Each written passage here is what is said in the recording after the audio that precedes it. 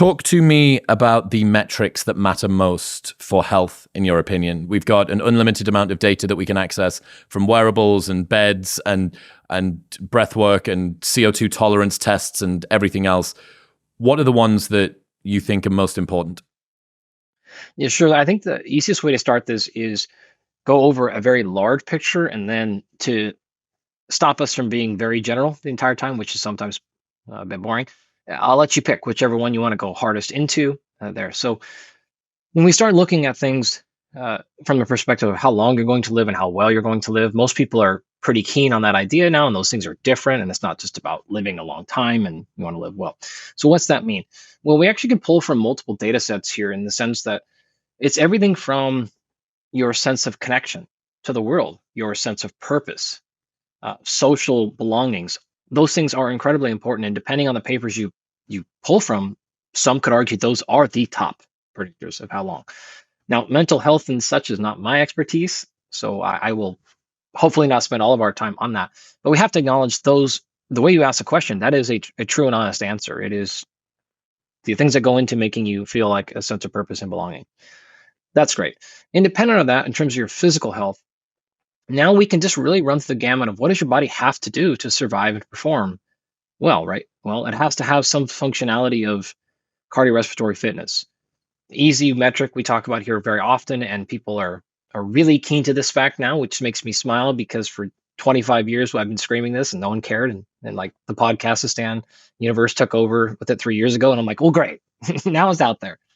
So VO2 max is a very strong predictor of how long you're going to live from that perspective. Other research is going to look at things like physical strength, both your grip strength and your leg strength. Also very, very important. Backing down from that, now you have things like muscle quality, overall muscle size. Of course, you have negative regulators. So what I mean by that, these are things you don't want to have. So as I've been going through this, I realized I've been giving you things that you want to make sure are high. Then you have a whole subset of things you want to stay away from. Obesity. You don't want to have metabolic disease. You don't want to have sleep disorders. You don't want to have that. So I tend to leave that stuff. I always forget to mention that. But yeah, like don't have any of those. And then be fit, be strong, and maintain a sense of proprioception. And so if you look at the research on things like brain aging, what's critically clear is you don't want to lose your sense of smell. You don't want to lose your sense of vision or your hearing, because those are all tied into the global idea of proprioception. And that is a fancy way of saying your body's ability to understand where it is in space. This is translated often into things like balance. Okay, so if you were to look at the research on fall prevention, it's very clear you do not want to fall and have an accident after the age of 60. And I don't mean to be a bit dramatic here, but it's quite literally almost a death sentence if you fall and break a hip or something like that after the age of 60. Well, what causes that? Pure accidents. But then outside of that, it is things like loss of balance. Then once you lose the balance, you have a lack of foot speed or hand speed to get your hand in the right position to brace yourself from a fall. And then if you do that, it's the lack of eccentric strength to stop yourself from hitting the ground and collapsing and smashing a bone. And so I just sprayed you with a whole bunch of stuff to answer your question. But from just the physical side of the equation, those are generally the things we're looking at in terms of an exercise scientist's perspective. I don't really spend much time in my career, honestly, on medical stuff. I'm not a medical doctor. I'll talk to Peter Attia or Gabrielle Lyon if you want to know about ApoB. I don't care about those things at all. I look at the human performance side of the perspective on that question. Where has this recent pivot to prioritizing VO2 max come from? Is this just that I was a normie and totally didn't know what was going on in the literature? Because it felt to me like up until maybe 3 years ago, maybe even less, it was all go slow to go fast. It's all zone 2. We must accumulate a very, very high amount of aggressive walking per week. What's happened with this VO2 max revolution? Okay, that's a really nice question. We have known this answer since the late 1980s. There's a very classic, he just passed away actually a scientist named Stephen Blair out of South Carolina. And he published these data 1989, 1990, 91. We had million people databases on this.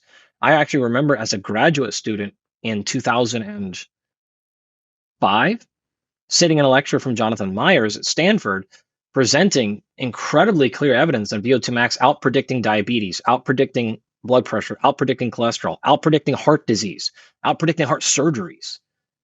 We've known this stuff for now well over 20 years. Do you mean out predicting all of those things for longevity? For all-cause mortality, dying for any reason. You want to call it longevity, fine. Scientifically, we'd say mortality. All-cause mortality. So yes, thank you. So the point being, as an exercise scientist community, again, we've known this answer for an extremely long time. There was research in 2004 and 1999 in JAMA as well, showing that leg strength in a handful of studies out-predicted even VO2 max in terms of, again, predicting all-cause mortality, clinical prognosis, how long you're going to live, who's going to fare best post-surgery, anyone who randomly shows up to the hospital.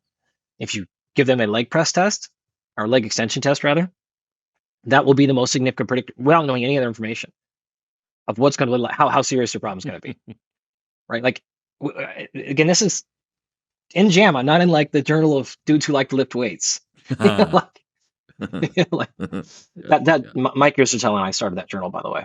That's good. That's our, yeah. So, okay, we've known this for a very long time. So your question, why did it get so popular? Well, a handful of things. I think we screamed from the rafters about this stuff for forever, and the medical community never cared or didn't listen or whatever the case was.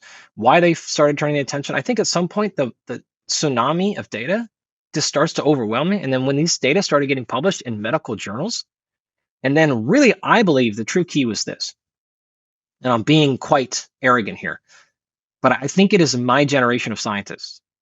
Because you had, when I was a graduate student, everyone who was a scientist in this field was from the 1970s and 1980s generation.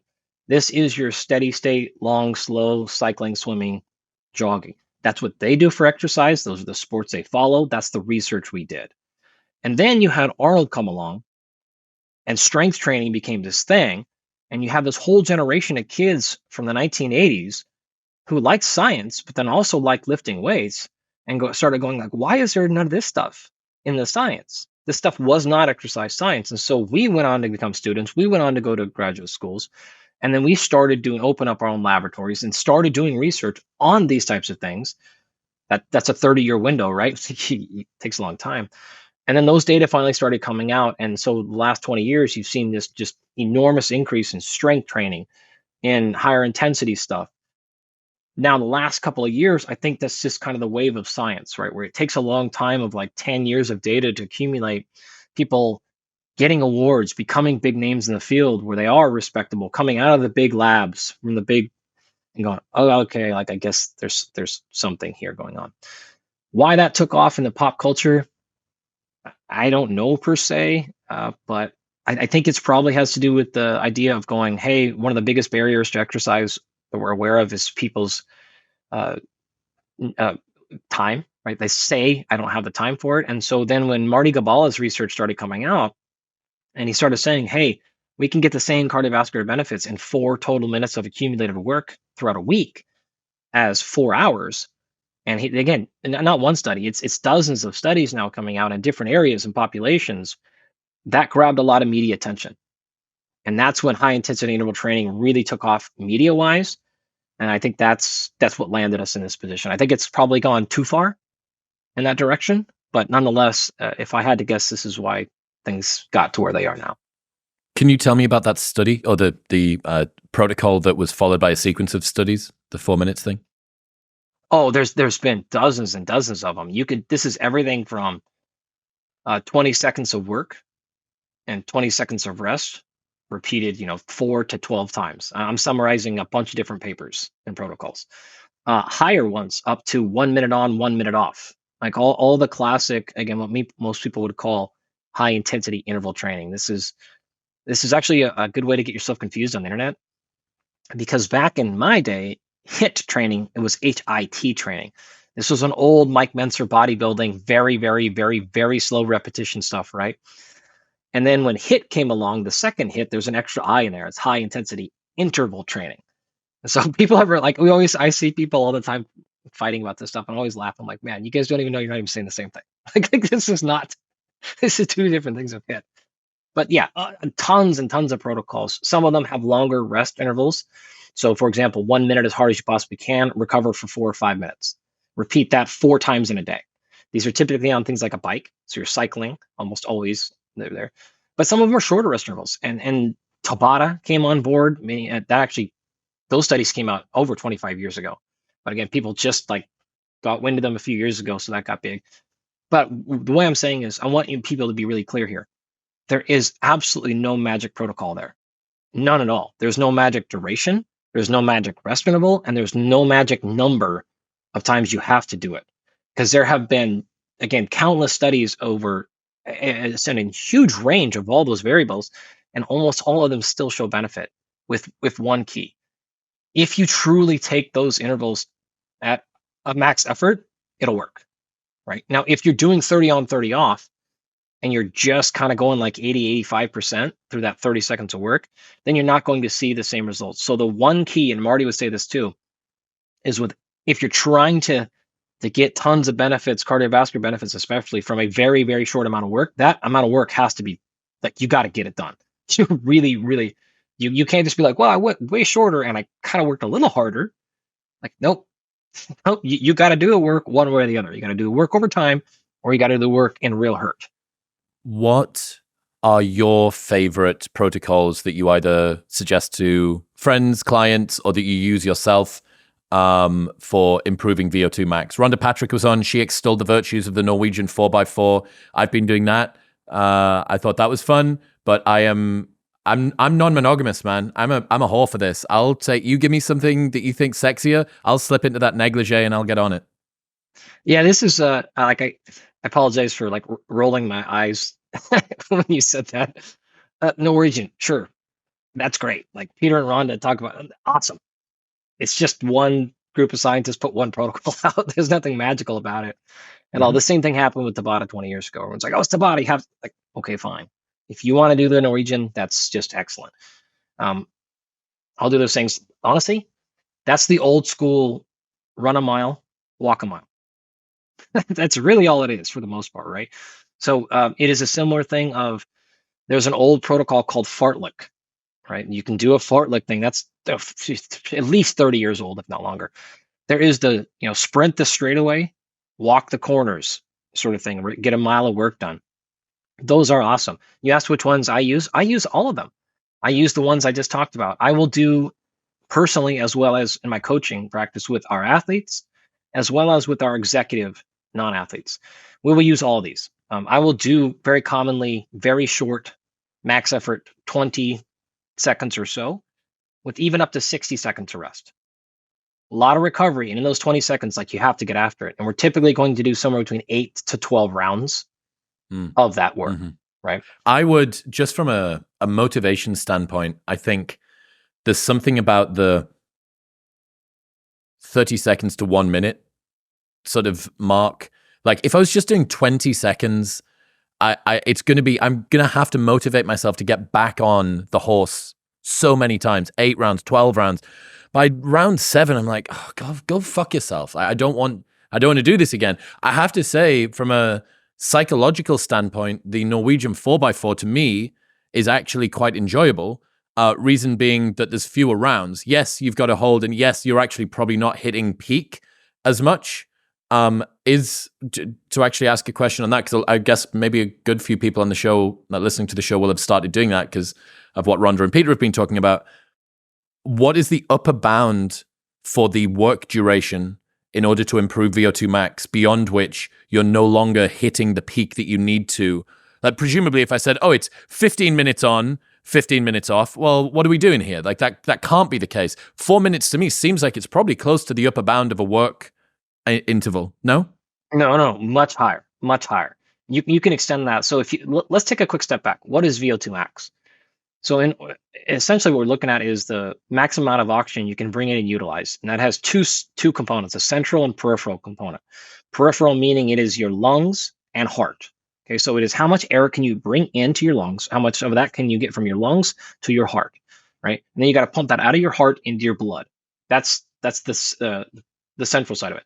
The peripheral side of it, you got to get that to your working tissue. Your ability to extract that oxygen from your blood into your tissue is the the AVO2 max side of the equation. So the arterial venous difference. So it's the difference in oxygen concentration going into your muscle versus out, which tells you how much your muscle's extracted.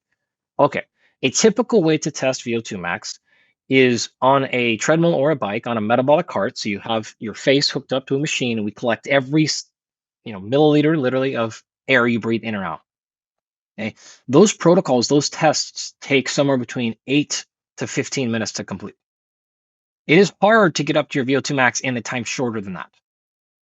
Such as to say, this law of specificity tells us, it's called SAID, S-A-I-D, specific adaptation to imposed demand. What that says is the best way to ever improve a physiological marker is to do exactly the challenge, right? So the best way to improve your VO2 max is to run a VO2 max test or equivalent, period, right? Like that's specificity. It's not practical. It's not realistic. But it is like if we were robots, I'd say that is your number right there. 8 to 12 minutes long of progressively getting harder. Okay. Now, if you're super fit, sometimes that takes longer, 15 to 20. If you're unfit, that can certainly happen much lower. But typically, if you're hitting a peak and much lower than that, it's often not a true VO2 max because you're failing for other reasons, like muscular endurance, like your quads blew up, your calves blew up before you could truly get there, or whatever the case may be.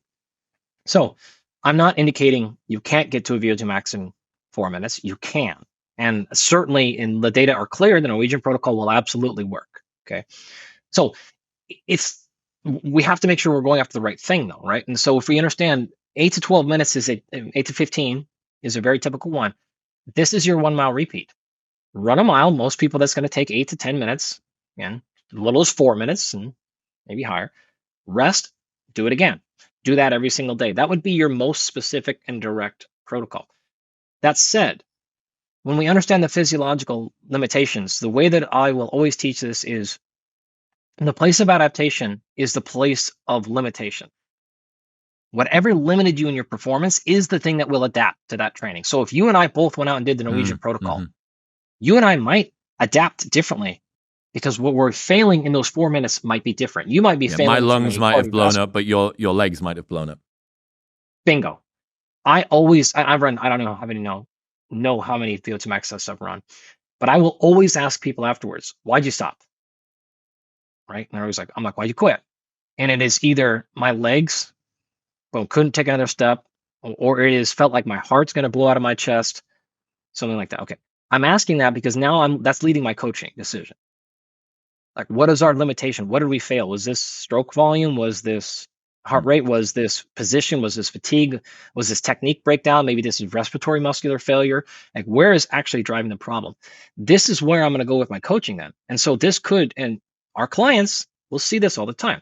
Some of them will get a lot of long duration, lower intensity stuff. Some of them will get the opposite.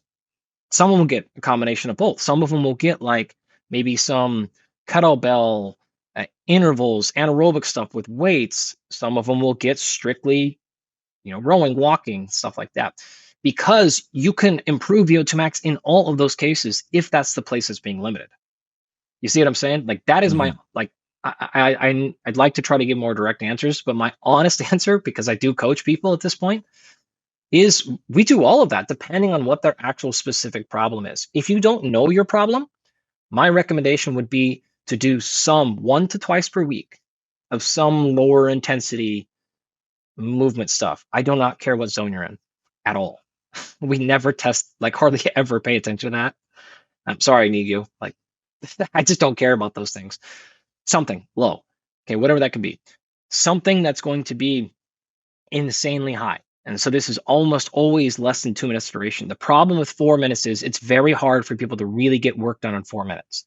Most people who, like you yourself, I know you've been up to the top of the mountain with the rock on your shoulder.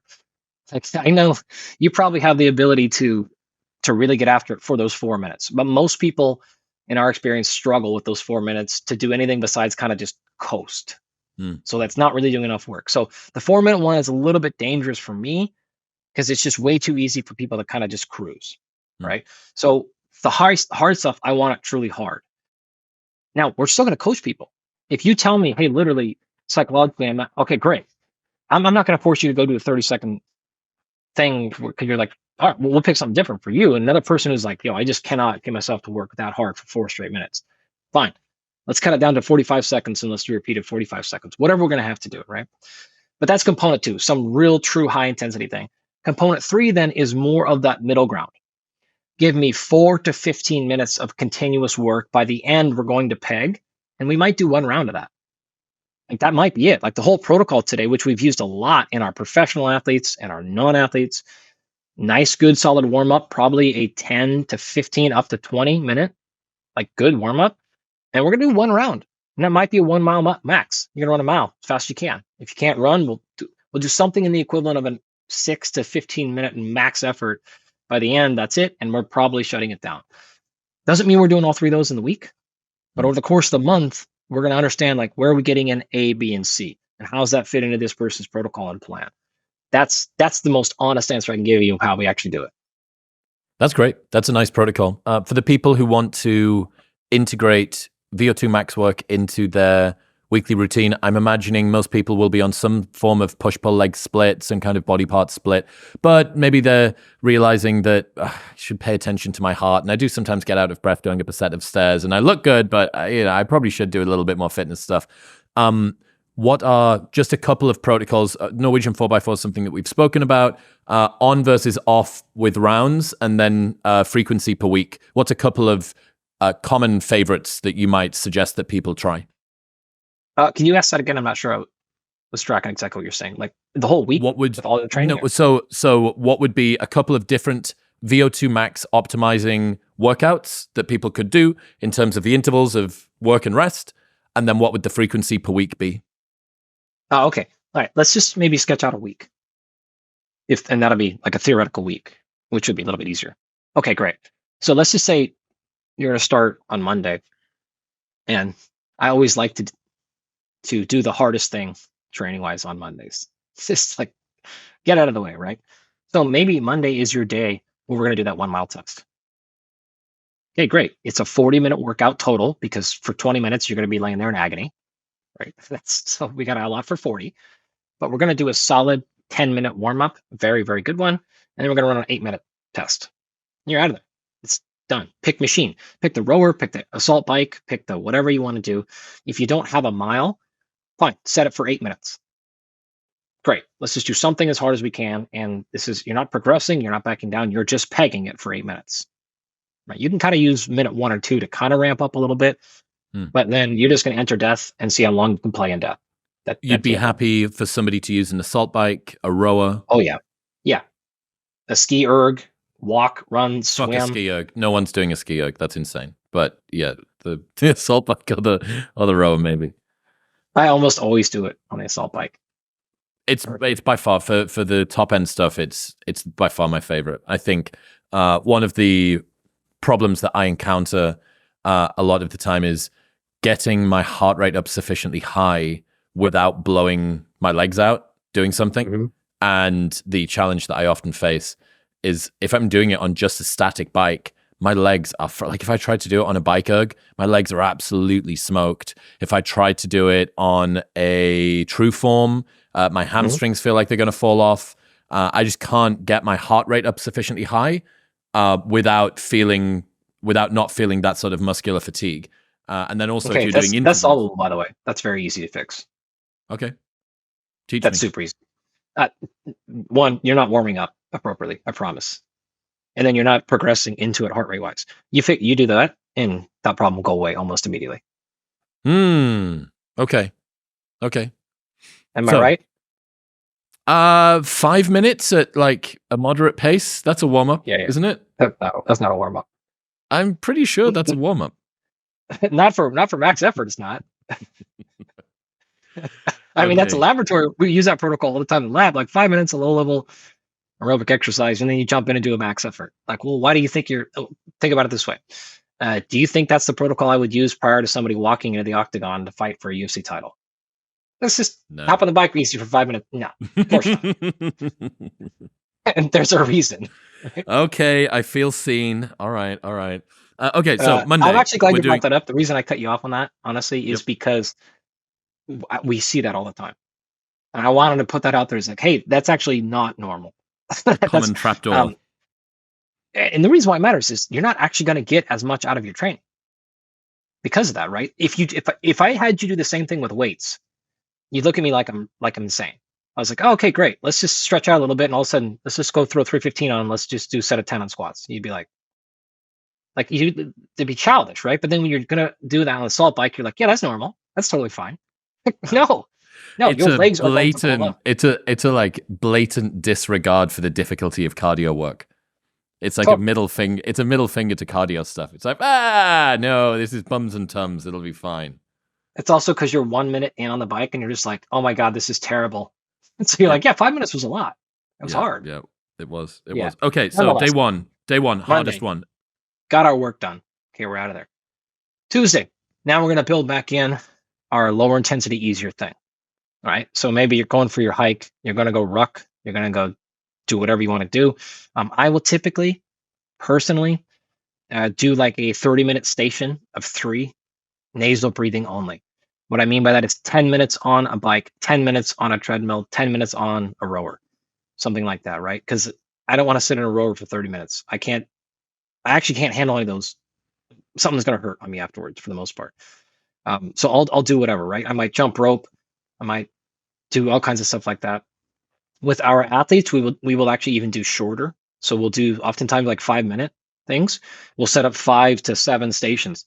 It might be bench press at 50% of your 1 rep max, right? It might be push-ups. It might be an active walking lunge sort of thing, 5 minutes, and it's going to be nasal only to keep things down. I don't want any muscular endurance. We're not sweating that hard, but we're moving in a lot of different ways. We'll do Turkish get-ups or more athletic movements so that we're not just like lifting weights up and down sort of the whole time. So we try to move, and your joints honestly tend to feel better afterwards. You kind of finish that and you have more energy. Where you contrast that to Monday, you finish that, you have less energy. You're in the hole. Today, you're actually feel like, oh man, I should go to work right now. Like I feel locked in. I feel pretty good. That can be 20 to 40 minutes. It can be longer if you really think. Go 2 hours. I don't really care. But I would say under 20 is just kind of moving. It's not really going to be enough to stimulate what we're looking for here. So we would plug that in. Wednesday is probably where we're going to incorporate. You mentioned lifting, so there's going to be some lifting in there. Whatever we're doing, if you're trying to get stronger, do your strength training stuff. If you're trying to simply improve VO2 max, then we might do some corrective exercises here. And by corrective, I mean this could be an overhead press, this could be heavy rows, this could be big hip thrusts or leg press, whatever we're doing to feel strong, feel joints, whatever that thing is we're trying to do. We're not going to go to max effort here, but we're not just warming up either. We're going to get work done, right? Because we're going to make sure that muscular endurance wise, that's not causing our problems. And so this would look more like somewhat of a bodybuilder workout, though it's not single joint. It's not joint isolation stuff. It's typically more compound things. And it's still going to be, we'll call it that 8 to 15 rep range of your big things, probably 2 to 3 sets, with that first set being, 6, 7 RPE. 6, out of 10. Second set maybe a little bit higher, but you're not going to 9 at all, right? So we're gonna get some work done there. You're gonna leave the gym feeling a pump. You're gonna be sweating, but you're not gonna be destroyed either. And then if you have a few isolation exercises for a lagging body part or a body part you specifically want to emphasize, especially if it's upper body, then like trash it. I don't care. Like, just zero zero RER. Just get it after it. Who cares, right? Try to push down so you're dead. Like, go ahead. Right, all good. So that would be probably Wednesday. If you want to also add in additional day 2, so you want to do another thing, but this is what I would encourage walking. So on this day, we should have done a 10-minute, 15-minute walk in the morning, another 10, 15-minute one in the afternoon. Really, really low level stuff. If you can do 3 in the day, great, but we're going to get stuff in. Okay. Now that leads us to Thursday. So Thursday is probably when we're going to come back, and it's going to look closer to Monday, or it's going to be our shorter, higher one, but we're not going to go all the way up to that ceiling. It's very difficult for people to go to max heart rate more than twice per week, the average person. Pro athletes, yeah, every day, right, or close. But most people, especially if you're in a job that is sympathetically driven, or any life, I should say, not even a job. If there's just a lot of processing sympathetically, you walk out of that thing and you always redline yourself all day, and then you redline yourself in the gym. We end up people end up spending a lot of money to unwind that problem because it gets to a bad spot pretty fast. So, but we're going to work here. And this would be more of like, this is the day for Norwegian. This is 4/4s. You don't have to actually get all the way to the top end here, but you're going to put in good, consistent, hard work. We're going to get there. If you want to do a slightly different protocol, that's fine. But this could be call it 85% day. And so if you wanted to do 30 on, 30 off, you're moving, but this is not like motivational music playing, like everything in my life counts right now, Rocky music, like I have to finish. Like you can only go into that hole so often, right? Or it just ends up sliding down. So call this 4x4 day if you want to make life easier, and we're good there. Now into Friday, and by the way, any of these days could have been a pure off day if you wanted, of course, or needed to, travel day, whatever the case is. Friday, we're going to go back into Tuesday, right? So now we're in our longer duration thing, probably picking up the intensity just a little bit on those 30 minutes, still nasal breathing, but like trying to get some real work done. And then Saturday, we're going back into movement. So this is, we're lifting again and we're basic movement. And that leaves a Sunday for any additional stuff you want to do. If you want to slide another lift in, you want to slide more recovery stuff in, you want to slide other stuff in. Honest reality is that's a buffer day, because probably something happened in those 6 days where you didn't get your training in. And so now you can kind of slide things back one day and make sure you get 6 good training days done out of 7. One of the things that you mentioned there was motivation to do this. I would imagine that for a lot of people, one of the biggest hurdles to doing top-end VO2 max work is fear of the difficulty. It's the trepidation that you have as you walk into the gym, knowing if I'm going to do this properly, it's really going to hurt, and that means my heart rate's going to be high, and that's kind of scary, and I get anxious thinking about that, and that sucks. From a motivation, sustaining, the will to train over time, intra-session or intra-workout VO2 max motivation, what have you come to learn as levers and ways that people can kind of really sink in? Yeah, that's a really great question, because you have people that go into one of 2 big camps in this one. Camp 1 is, we'll call this CrossFit camp, which is if I'm not throwing up at the end of the workout, it didn't count, right? And it's not, I'm not taking a shot at all. But these are people that do not have the problem you just described. This is actually the opposite. I feel like I didn't do anything if I don't peg myself all the way to the end every day. That's a problem. And then you have the other group, which is more like you described, which is going, hey, I just worked all these hours, I had this going on, and like now my whole workout, fuck, like no, like I want to work out today, I can get it done, but I can't do that. Like, there's just no way. That happens to me all the time. I have 27 jobs and kid. Like sometimes I'm just like, oh God, I have 30 minutes, I can get a workout, but I'm like, that's not going to happen. And I just know, right? All right, great. So I personally, and the way that we often coach, is this is why I don't like having set workouts on set days of the week.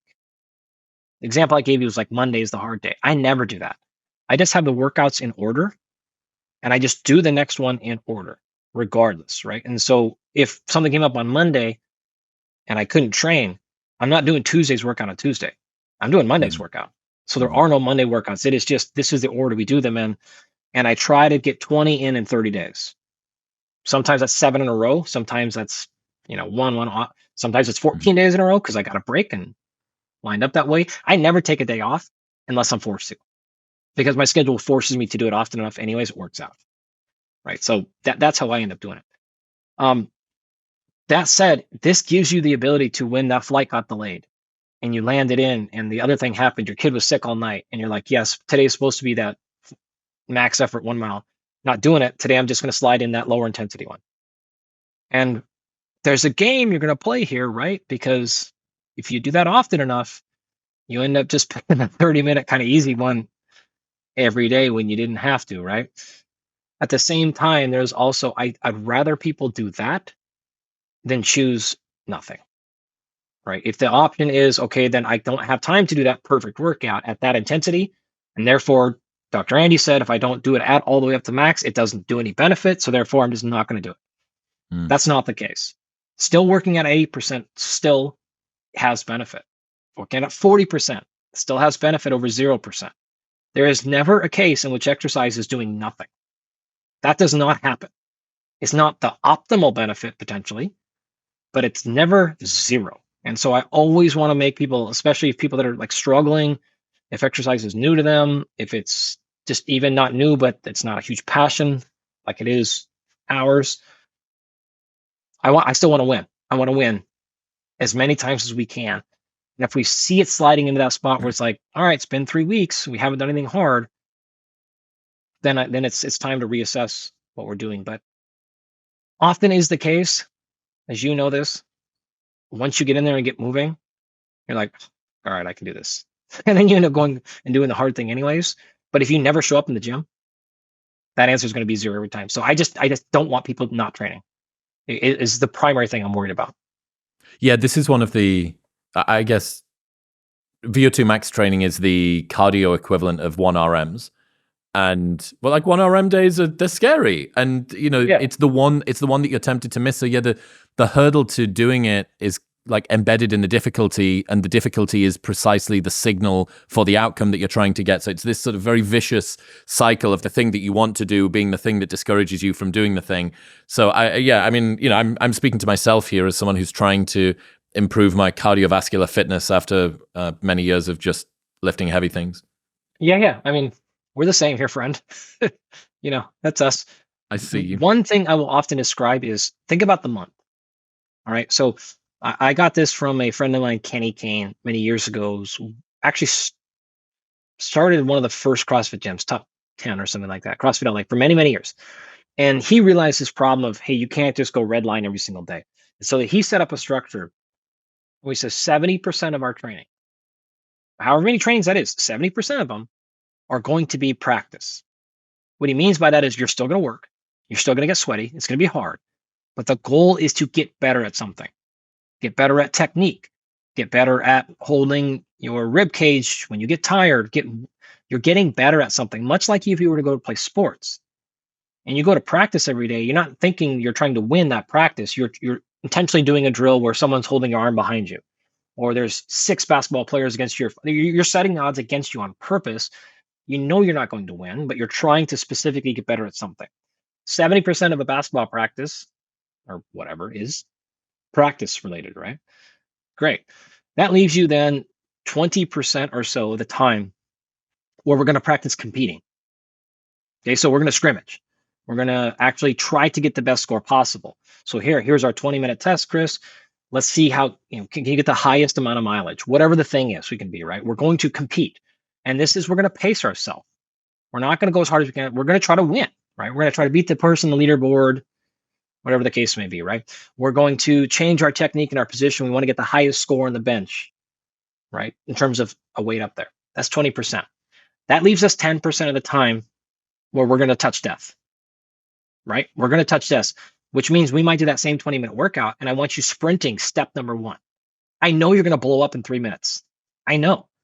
The point is you're going to get a worse score. You will do way better if you pace yourself, but I don't want a good score here. I want this to be how horrible can you feel? Can you put the rock? I saw your bow rack cat, and I just got back from Cam, so I'm using this analogy. But oh wow, he made you do the thing. I begged him. I'm like, come on, dude. We had to reschedule. He's like, oh, we'll just skip it. I'm like, no. Like I will come back up later. We are going up that mountain. Yeah. Oh, yeah. Right. Like we're going to put the 70-pound rock on your shoulder, and we're going to sprint. And yeah, that means we're going to triple our time. It's going to take us 2.5 hours to get up the mountain.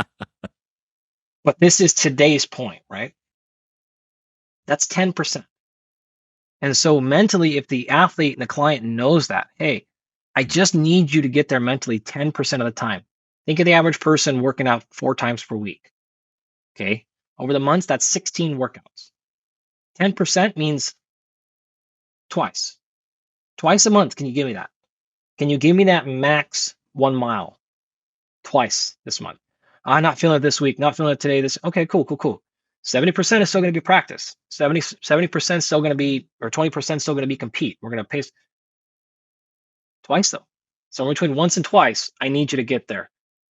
And now we have that, like, okay, you have the breathing room, but then we also have a context of going, I don't know the last time I really went hard. Who knows? Because we have a set schedule. Yeah. Yeah. That's nice. I like, I was talking to Mike Israetel about fat loss a couple of weeks ago, and he was saying that he treats his step count across the week the same way as he treats his calorie intake across the week. That if he Yeah. has one day where he only hits 5K, then tomorrow he maybe tries to do 13, and the day after that he tries to do 13, and then he's like, oh no, we're back to where we're supposed to be. And yeah, I like the idea of not being so dogmatic with a week, which is just an arbitrary measure in any case, but taking a slightly broader window, and then within that it allows you to kind of play around with things a bit more. Yeah. This is actually a really important thing. I know you've had Mike on. I don't even probably know. I feel like I see you guys posting clips from your show 3 times a week for the last year and a half. So he must have been on your show 20 times. He is my biggest fan. I believe that. I do believe that. Yeah, and he. Yeah. Do you even return his calls or texts anymore? I bet you never. don't. I haven't. Yeah. I haven't spoken to him in months. Actually, not directly. Yeah, I bet if we looked at your phone, there's probably 300 or 400 unanswered messages from him to you. It's the picture messages that are really concerning. That's really what we should be worried about. But I very much understood. The point being, this is one of the things that separates people that are either plateauing or struggling to get results with training, despite working hard. Like, man, I'm really getting after it. I am, whether it's the nutrition side or the training side. Are you just worried about one workout? Or are you just worried about 1 week? And your entire programming thinking is just on a 7-day window. These are the kind of problems you run into, right? We have to step back and look at what's the month look like, what's the 2 months or 3 months at minimum. And now if we're playing that kind of a game, if you're playing your step count per month game, that's way more effective than playing just today. Like, now you have to put the work in today to eventually get there at the end of the 30 days, but really taking a big picture back and going, okay, great. This week, how did that layer on to last week and the week ahead of that? And then what's this month look like? We actually do it. We program it by quarter. So what's quarter Q1, Q2, Q3 with all of our stuff, with everybody, or in season, off season, post fight, like whatever the case is for the different athletes. And that's really how you don't make missteps like that, and how you can make small things that feel like nothing, like one extra 10-minute walk today, all of a sudden make big things. Or, hey, it's okay to back off right now because we got this or whatever. This becomes huge for our boxers and fighters because it's just like they feel like they have to fight hard every day. And when we can show them, no, this is what we're going to get done in the next 60 days, it's like, oh, there's a sense of relief there, because like, I know we'll get after it when we need to get after it, but I don't have to just randomly take days off when I feel like death. Who are some of the fighters that you work with that people might know? Can you talk about them? Yeah, I mean, I've worked with plenty of different fighters, boxers, UFC fighters. Right now, I still currently work a lot with Brian Ortega. So I've worked with him for many years. Tatiana Suarez for many years. But even Matt Brown recently, who just recently retired. Matt should be in the Hall of Fame any day, hopefully. My advocate. I think he has the most wins in UFC history, or most fights, most knockouts as well. So those folks, Mike Lee fought for world championship of boxing. I just actually started working with Jordan Panthan, who's a really high level boxer. So we've been around a ton of them, lots of wrestlers, a bunch of things. So a whole number of them.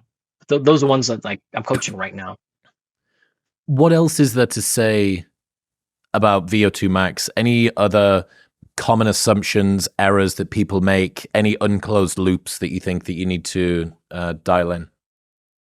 One thing, part of the reason I push back so hard on the protocol thing is because I really wanted people to not see those as limitations.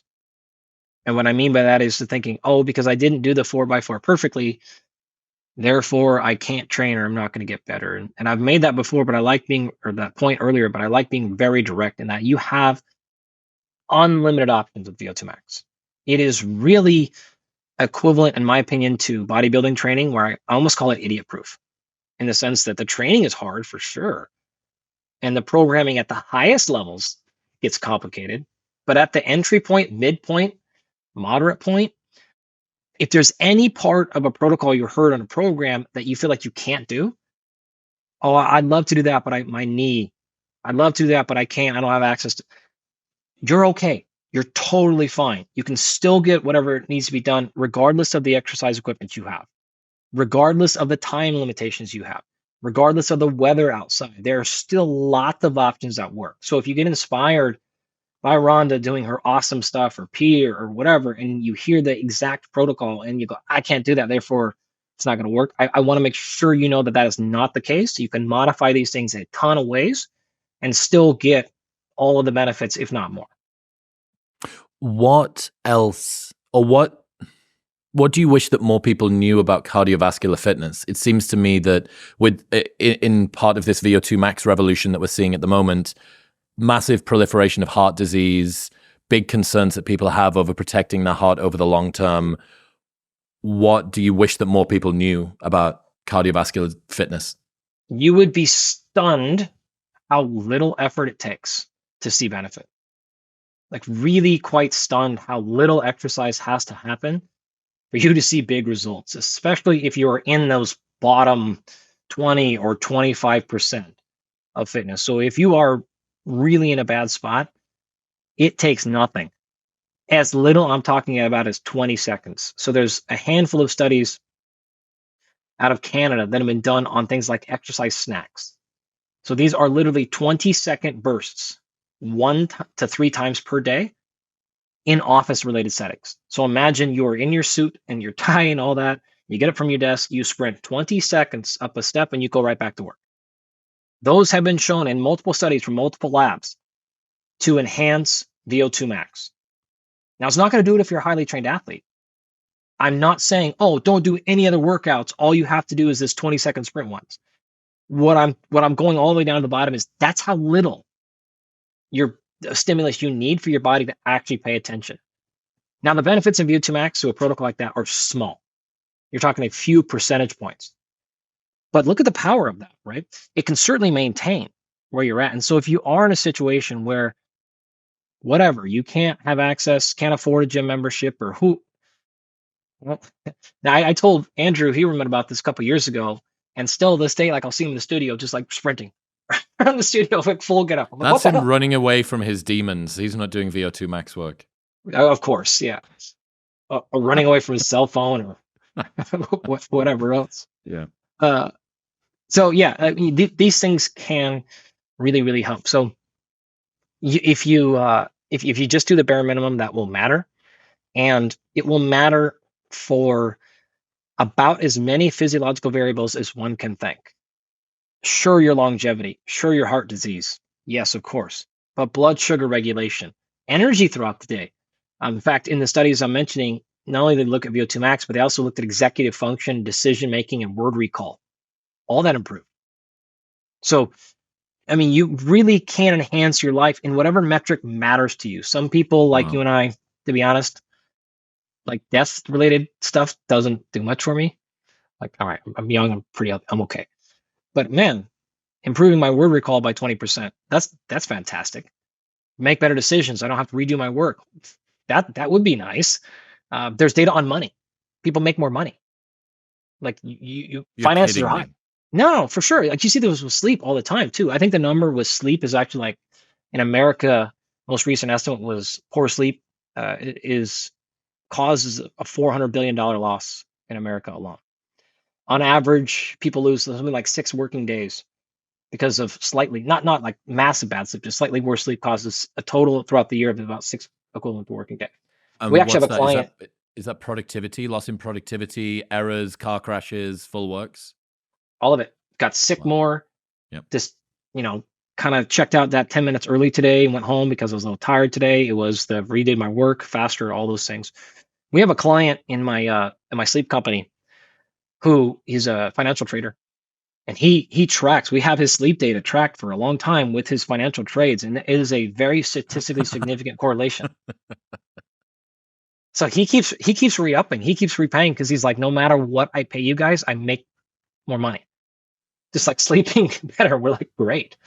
So wow. What's your sleep company? It's called Absolute Rest. Okay. Is that sleep coaching? Is that a product? Yeah, what is it? It's both of it. So at the height, we have 2 things actually. One of them we just released like a month ago. It's a more consumer grade version. But for the first handful of years, where it started is this elite program where we come in and we can actually build full sleep labs in people's houses. So you can get a full clinical grade, FDA approved sleep study done every single night in your house, or take it with you, take it wherever you want. So we have full, it's all wireless too. Like, you've ever seen people in the sleep clinics that have the wires like all over, like all that stuff's gone. You don't need any of those things. So we can run all that from your house.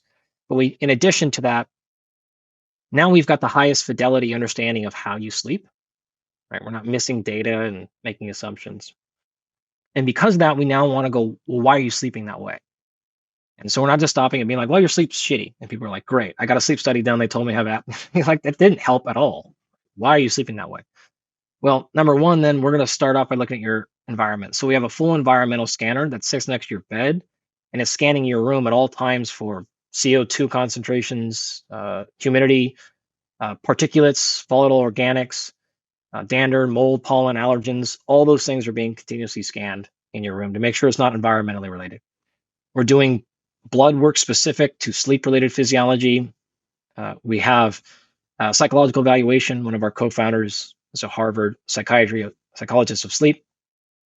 And then we have any pathology screened, of course. And so we have an understanding of exactly why you're sleeping that. It's all positionally done too. So if the problem was on your left side or right side or whatever the thing is happening. So all those data come back to our scientists, who are the most published scientists in the world in sleep, folks that handle the astronauts in the space station and all that. They go over all those data, give you your results back there, and then put you on a several month-long coaching program where you get to check in and see. And we fix sleep very successfully because of that. So we have been doing that for a very long time. And then just about a month ago, we released what's called Sleep Lens, which is a fingertip version of our sleep program. And so now we can do this at about 1/10 of the price. And so you can run a full FDA approved equivalent to being in a sleep lab from your fingertip. It's not a wearable, it's not a tracker. You're not gonna like check your sleep score. We can medically diagnose sleep disorders on this thing, and we can look at hundreds of measures per second as opposed to like one measure per 5 minutes. Wow. So sleep is, between VO2 Max, I think it's episode 1109 or 1159 was Matthew Walker on Rogan. And that was the day that I got red pilled about my sleep because I'd been a club. You're not a good sleeper? Uh-oh.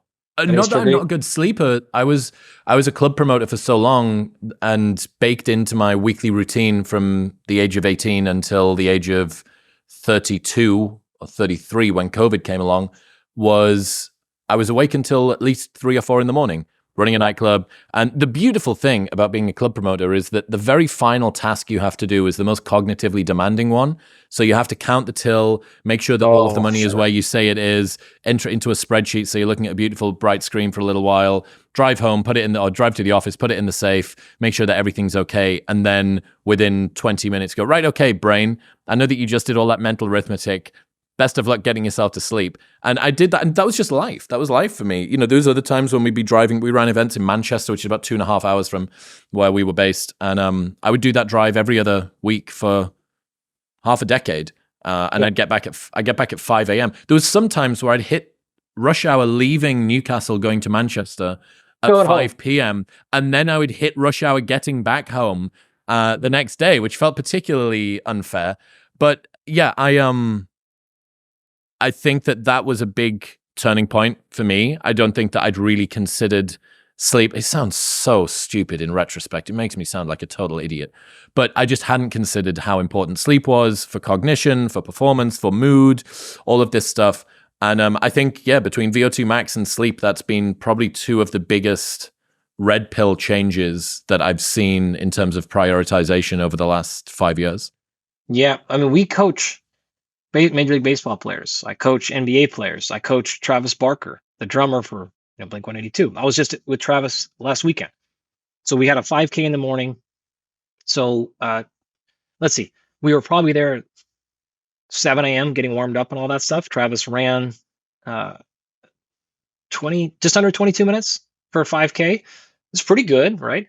And then better than me. We were in Staples Center or Kia Forum, whatever, SoFi Stadium, in front of 70,000 people until, I don't know, I left at midnight, I think. something like that. And then who knows when he like got home, got to sleep and all that, right? So I'm dealing. He's on tour right now. He's in Salt Lake today. Like, okay, play in front of 70,000 people, be a fucking drummer in front of Chill out. 70,000 people on stage, and then go to bed. Good luck, right? Yeah, Like, not happening. absolutely good luck. And he is a maniac with his health. He's dialed. He runs every day. He's up super early, but it's the same problem. It's like by the time we get off stage, get wound down, all that stuff, it's 5 a.m. Like, who knows what you do, right? Not because he's out partying, but just because, again, I literally am on stage as a rock star until midnight, and I like now try to come down and see, okay. So we deal with those problems really routinely, as well as our executives that are running companies, different time zones, working in all those things. It's like we have to land, and our golfers too with Live now. Man, I coach John Rahm, and he's in Live now, so he's all over the world. Time change. All right, so we deal with this problem a lot, and funny enough, man, that we're having this. I don't know when this show's gonna come out, but just yesterday, episode 5 of my podcast came out, all on sleep enhancement. And so one of the things you will see really consistently is, yeah, I mean, Matthew Walker has done such an amazing job helping people understand that if you don't sleep well, everything in your health goes down. But there's an entirely different side of the equation, which is the performance enhancing ability to go from okay sleep to good sleep. There's a whole bunch of studies that have been done on sleep banking and sleep extension. So these are people that are already sleeping okay, and they go from good to what I call great sleep. And you see marked and massive improvements in everything from reaction time to 3-point and free throw shooting accuracy in Division I basketball players, professional tennis players having 20% reduction in cortisol, serving accuracy improving, body composition, VO2 max, cyclists, rugby players. Like there's lots and lots of data going from I sleep 7.5 hours to I sleep better than that. And it's not just duration, right? I'm just giving a number. And then look what happens to physiology. There's probably 30 plus studies out of Walter Reed that have been done on looking at things like sleep banking and sleep extension prior to sleep detriment. So you're going, this is oftentimes the military, but this is you're going to do training camp. You're going to do some situation in which, say, you're going to be traveling internationally in meetings and speaking events, and you're going to doing a seminar. Okay, great. We know that because of that, cognitive function, physical performance is going to go down. But if you can get ahead of sleep before you go, the drop will be attenuated. So you'll have much less of a reduction in your performance when you know the shit's going to hit the fan one way or the other, right? So before season, before going back out on tour, we're taking a ton of advantage of these things in between sessions. So there is a lot you can do. And as much as VO2 Max is cool, nothing has a more ubiquitous benefit to every aspect of anything you care about in your body than sleep well. Assume that most of the people listening have been red pilled on most of Matthew Walker's stuff. That, look, I know that I should be aiming to get 8 hours a night. I know that 8 hours of sleep is not derived from 8 hours in bed because sleep efficiency is a thing. That being consistent, cool, dark room, etc., etc. You mentioned there's this entire other world of enhancement. What are the big movers there that most people don't know about? Great. I love the way you say that, because I feel like every time sleep comes up, people tune out because they're like, yes, cool, dark, quiet. And that's like all true. Correct. What else can we do? Okay. Well, let's go backwards. Why don't people sleep well to begin with? All right. That's actually causing most of your problem. So we're going to look at this in different parts. Sleep duration is one thing. Honestly, it's the variable we probably pay the least amount of attention to. Really? Yeah. I mean, it's fine, but like either people sleep, 5 hours, and it's like, hey, do you want to spend 10 grand? Because I can also just tell you, it's like you have to sleep more. like I could do that, but here's the problem. What's more interesting is I'm in bed for 8 hours. Here's the problem starts, right? Either falling asleep problems. I get up a lot. It is often things that are benign. There are people think benign that are not. Oh, I snore a ton. Oh, really? Interesting. That's not normal. Doesn't necessarily mean you have a sleep disorder, but it's very generally likely that something bad is happening. Oh, okay. I wake up 2 or 3 times to go pee in the night. Oh, that's not normal either. Like, should not be happening. That number should be basically zero, right? That is, oh, I'm just getting old. Nope. Those are not answers either. Shouldn't be happening. We see a lot of, oh, I feel terrible all day. Energy's low, libido's low, focus is low, brain fog's low. I think I have COVID related, long COVID, something like that. Okay, all possible, right? Sure. How's your sleep? Oh, I sleep pretty well. Really? Take a look at it. This happened actually with one of our professional athletes. Used a wearable, we'll say, and had like a 90+% score on the wearable consistently. We run them through stuff, immediately clinically diagnosable sleep disorder. Like, this is not a test. We get this one. What was the sleep disorder that was missed so obviously by the wearable? Well, wearables can't diagnose any sleep disorders. Of course, but I would have guessed that if you have a disorder, it would show up somehow in some of those markers. No, it won't, because the vast majority of cheap consumer wearables are going to be looking at so low resolution that it's an X-ray. So imagine you fell off the mountain today as you're running, and your knee is destroyed. You got helivac down, and they took you down there, and they're like, "Oh man, his knee is torn up," and we'll take an X-ray. And the doctor comes back and goes, "No broken bones, you're fine." Like, well, okay, but your MCL's torn, ACL's torn, its kneecap's dislocated. It's an X-ray.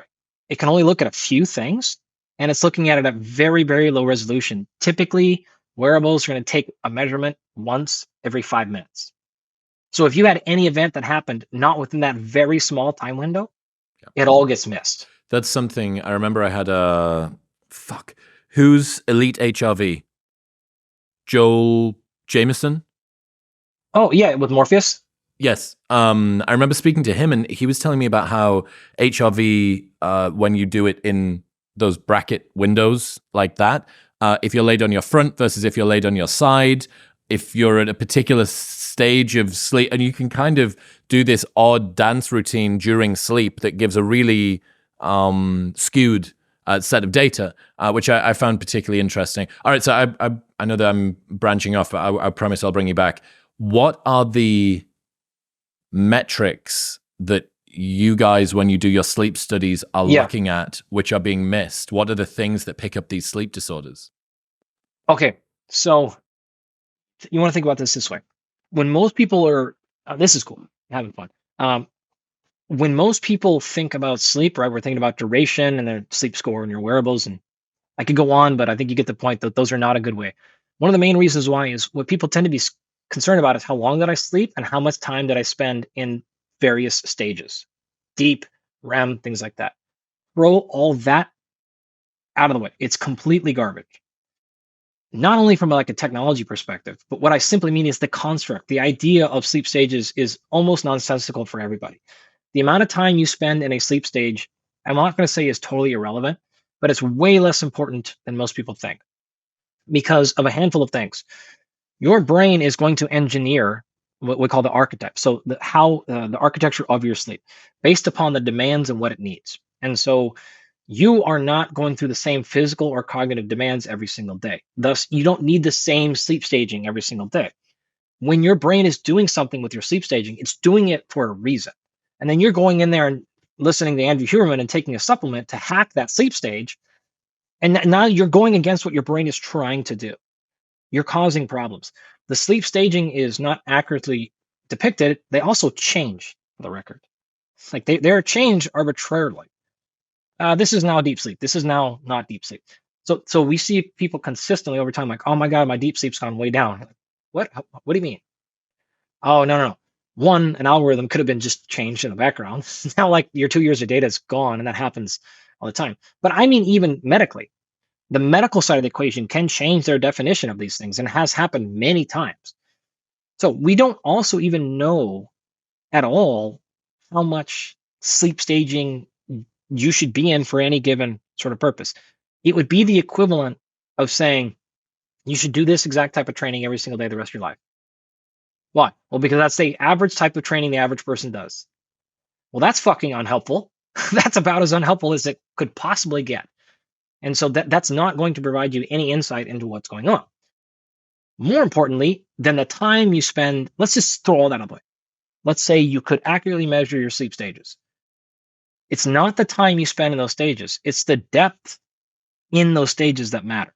I'm not aware of any tracker or wearable that can actually measure any of that. And so if you and I both spent an hour in deep sleep, whatever that means, but your amplitude within that is 5 times higher than mine, you're going to have much more restorative sleep than I am. And this is your classic, my scores are okay. I'm in the right time, but I'm still feeling lethargic. I'm still feeling whatever other thing we're issuing. And we have seen this a ton from TRT clinics.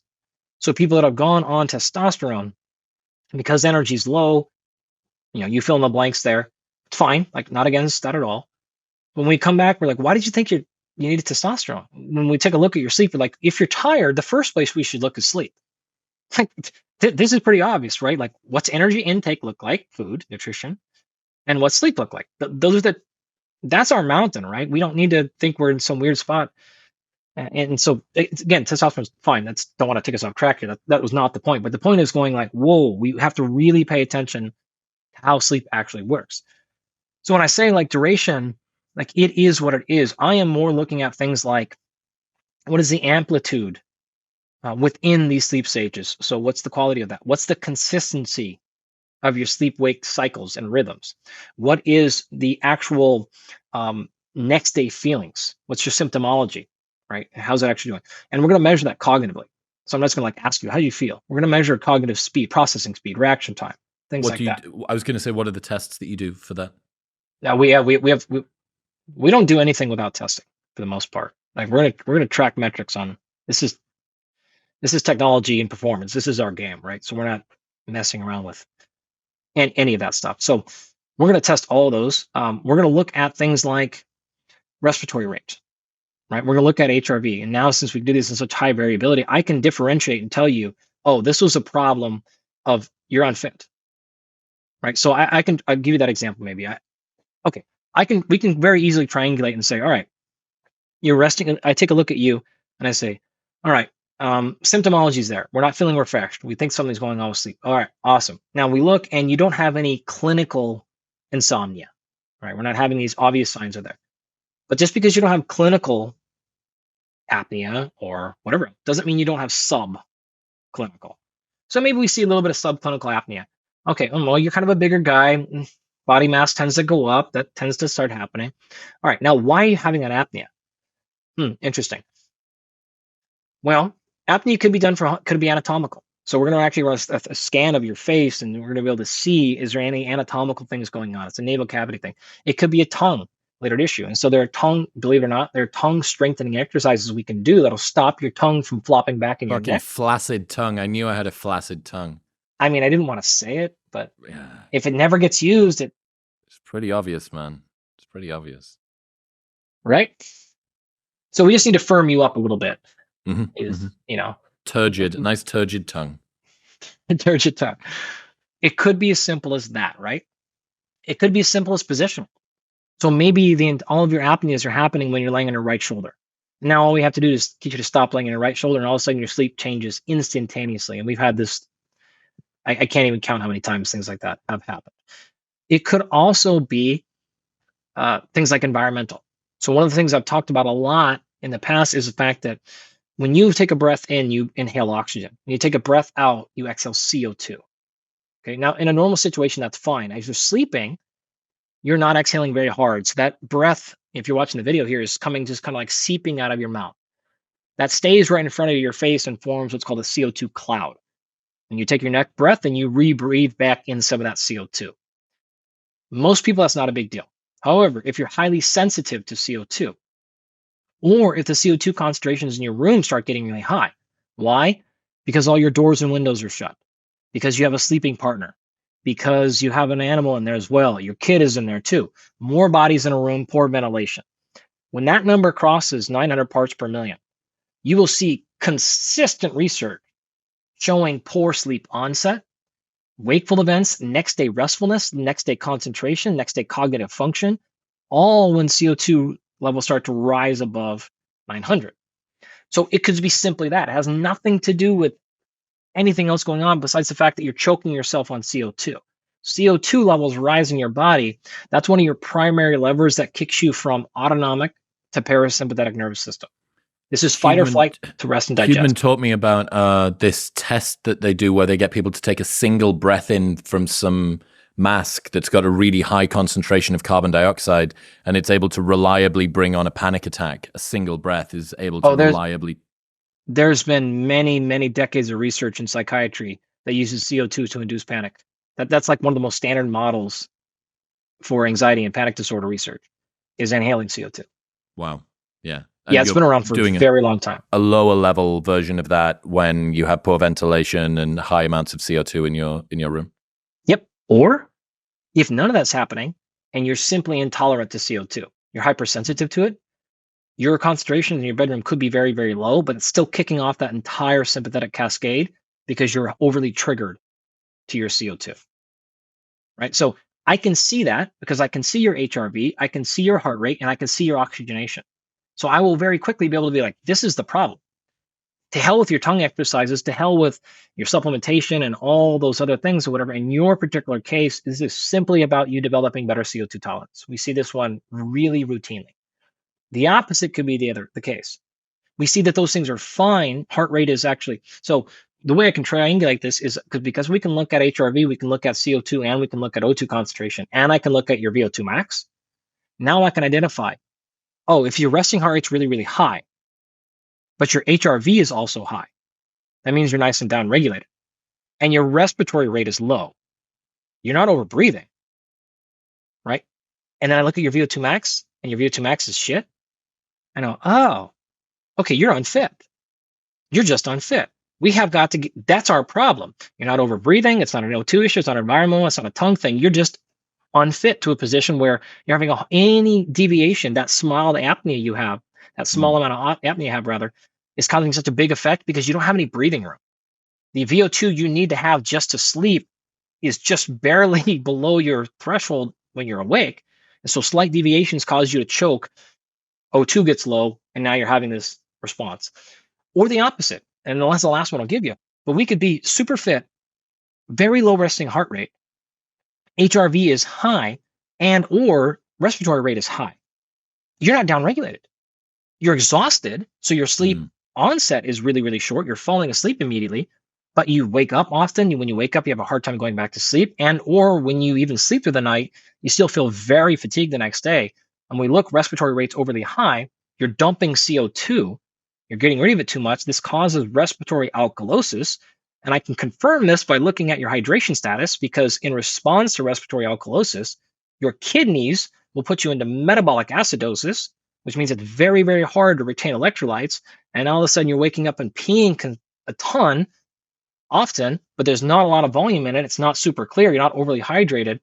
We're consistently seeing signs and symptoms of dehydration in your lab work, in your blood.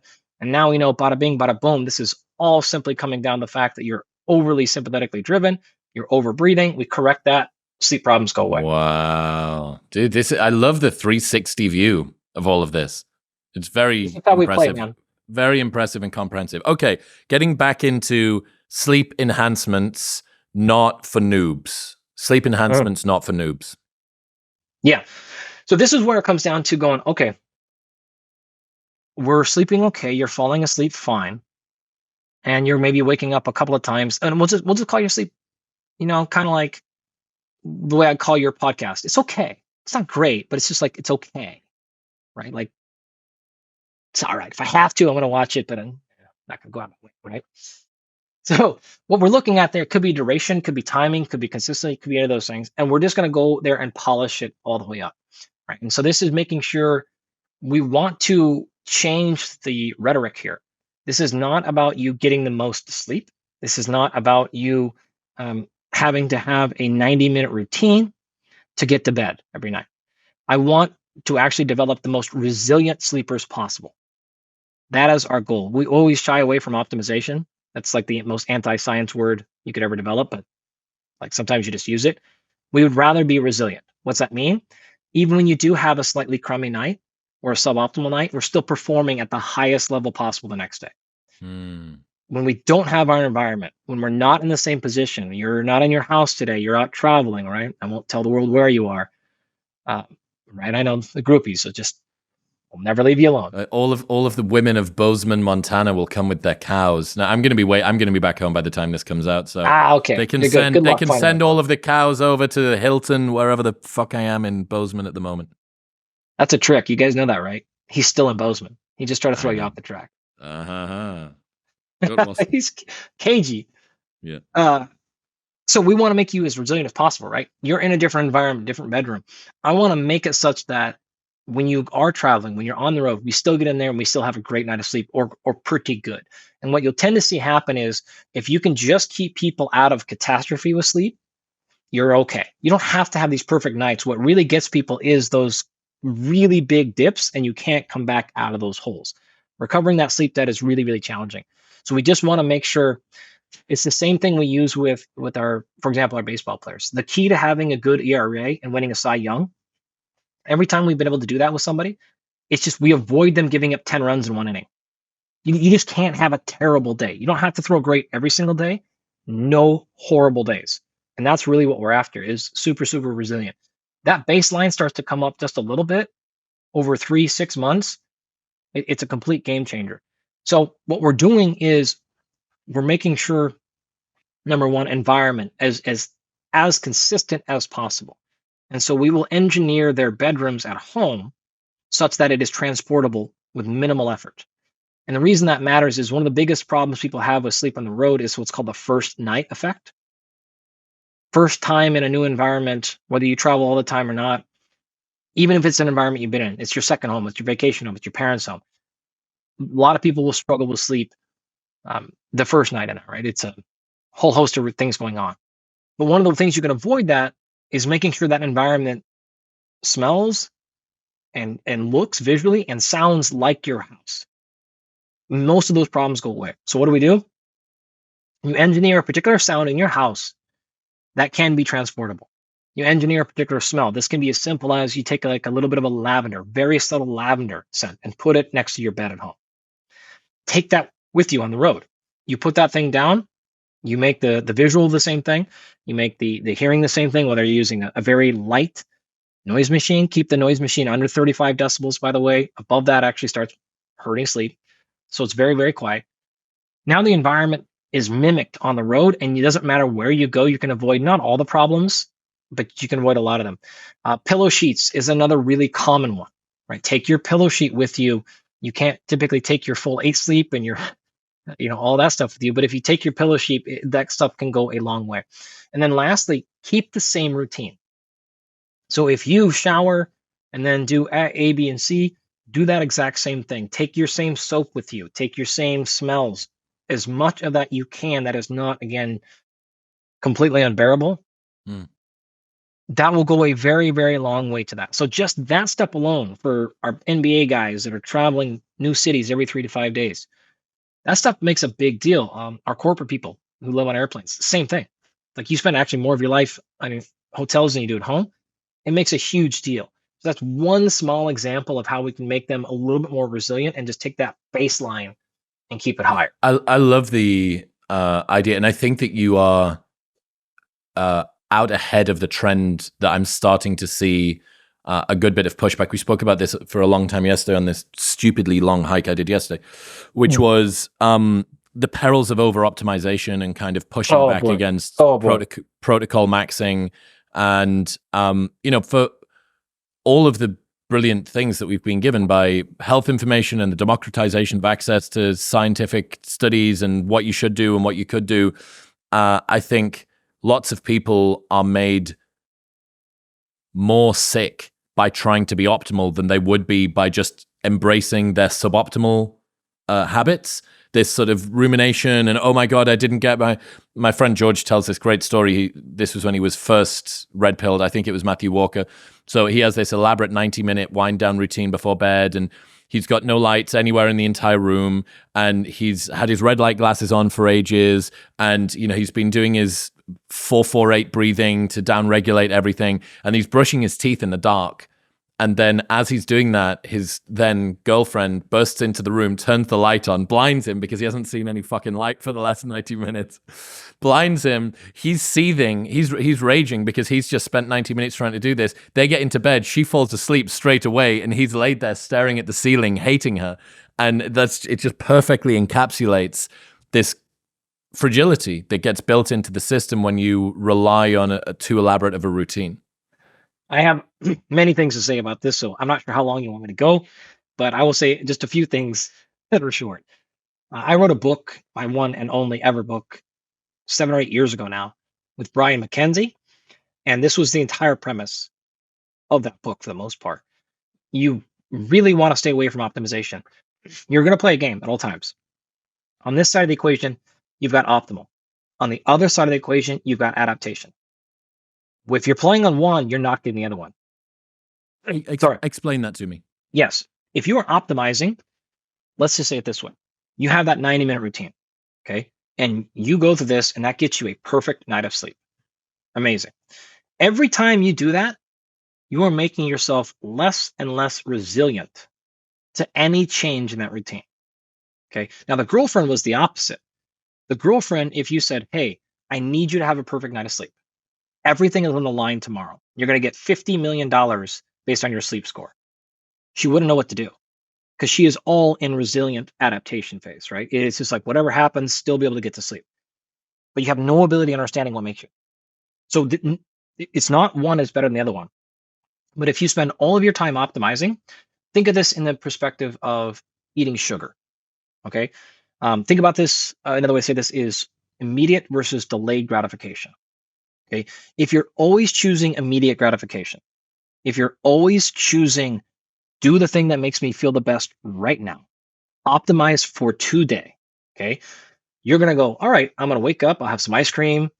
I'm going to turn my phone off. I'm going to play video games. You're going to do the thing that makes you feel the best right now. That is maximizing how you feel and perform in this very moment. You're optimized. It's immediate gratification.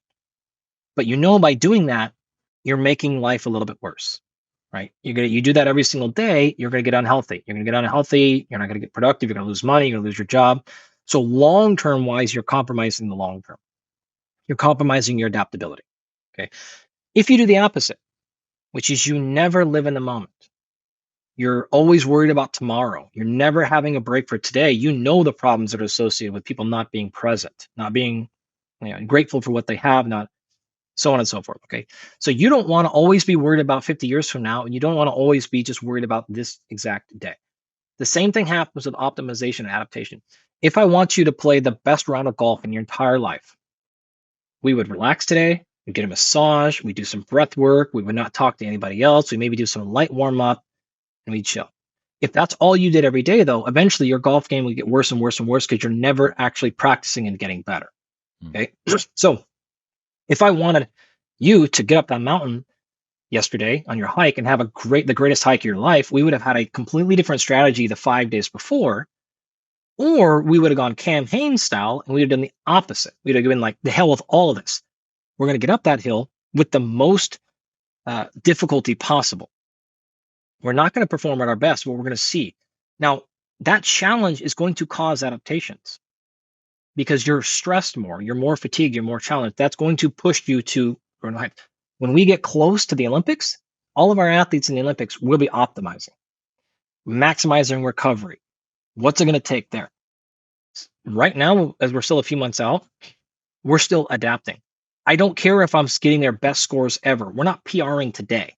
I don't care. We're doing stuff that causes fatigue. Their performance is going down because we're pushing adaptations. We're causing stress in the system intentionally for a longer term adaptation. That's the game you're always playing. So every single choice you make every day, you're causing adaptation or you're peaking. Okay. Immediate gratification, delayed gratification. You can't always choose both. They're the opposite. How much time you spend on each is not an easy answer, but you have to acknowledge both of those are going on. I love just this idea of optimizing, building fragility into the system and adaptability being robust. I think is absolutely bang on. Two things. First one, for the person who has access and understands a lot of the ways that they should be optimizing, how do you advise someone to emotionally let go of that fear of control? And then second thing is, I need you to explain how that makes sense to me with regards to sleep, given that there are so many things in sleep that are routinized. All right, great. I'll do those both at the same time. So, are you familiar with the idea of orthosomnia? No. This is a insomnia induced from sleep trackers.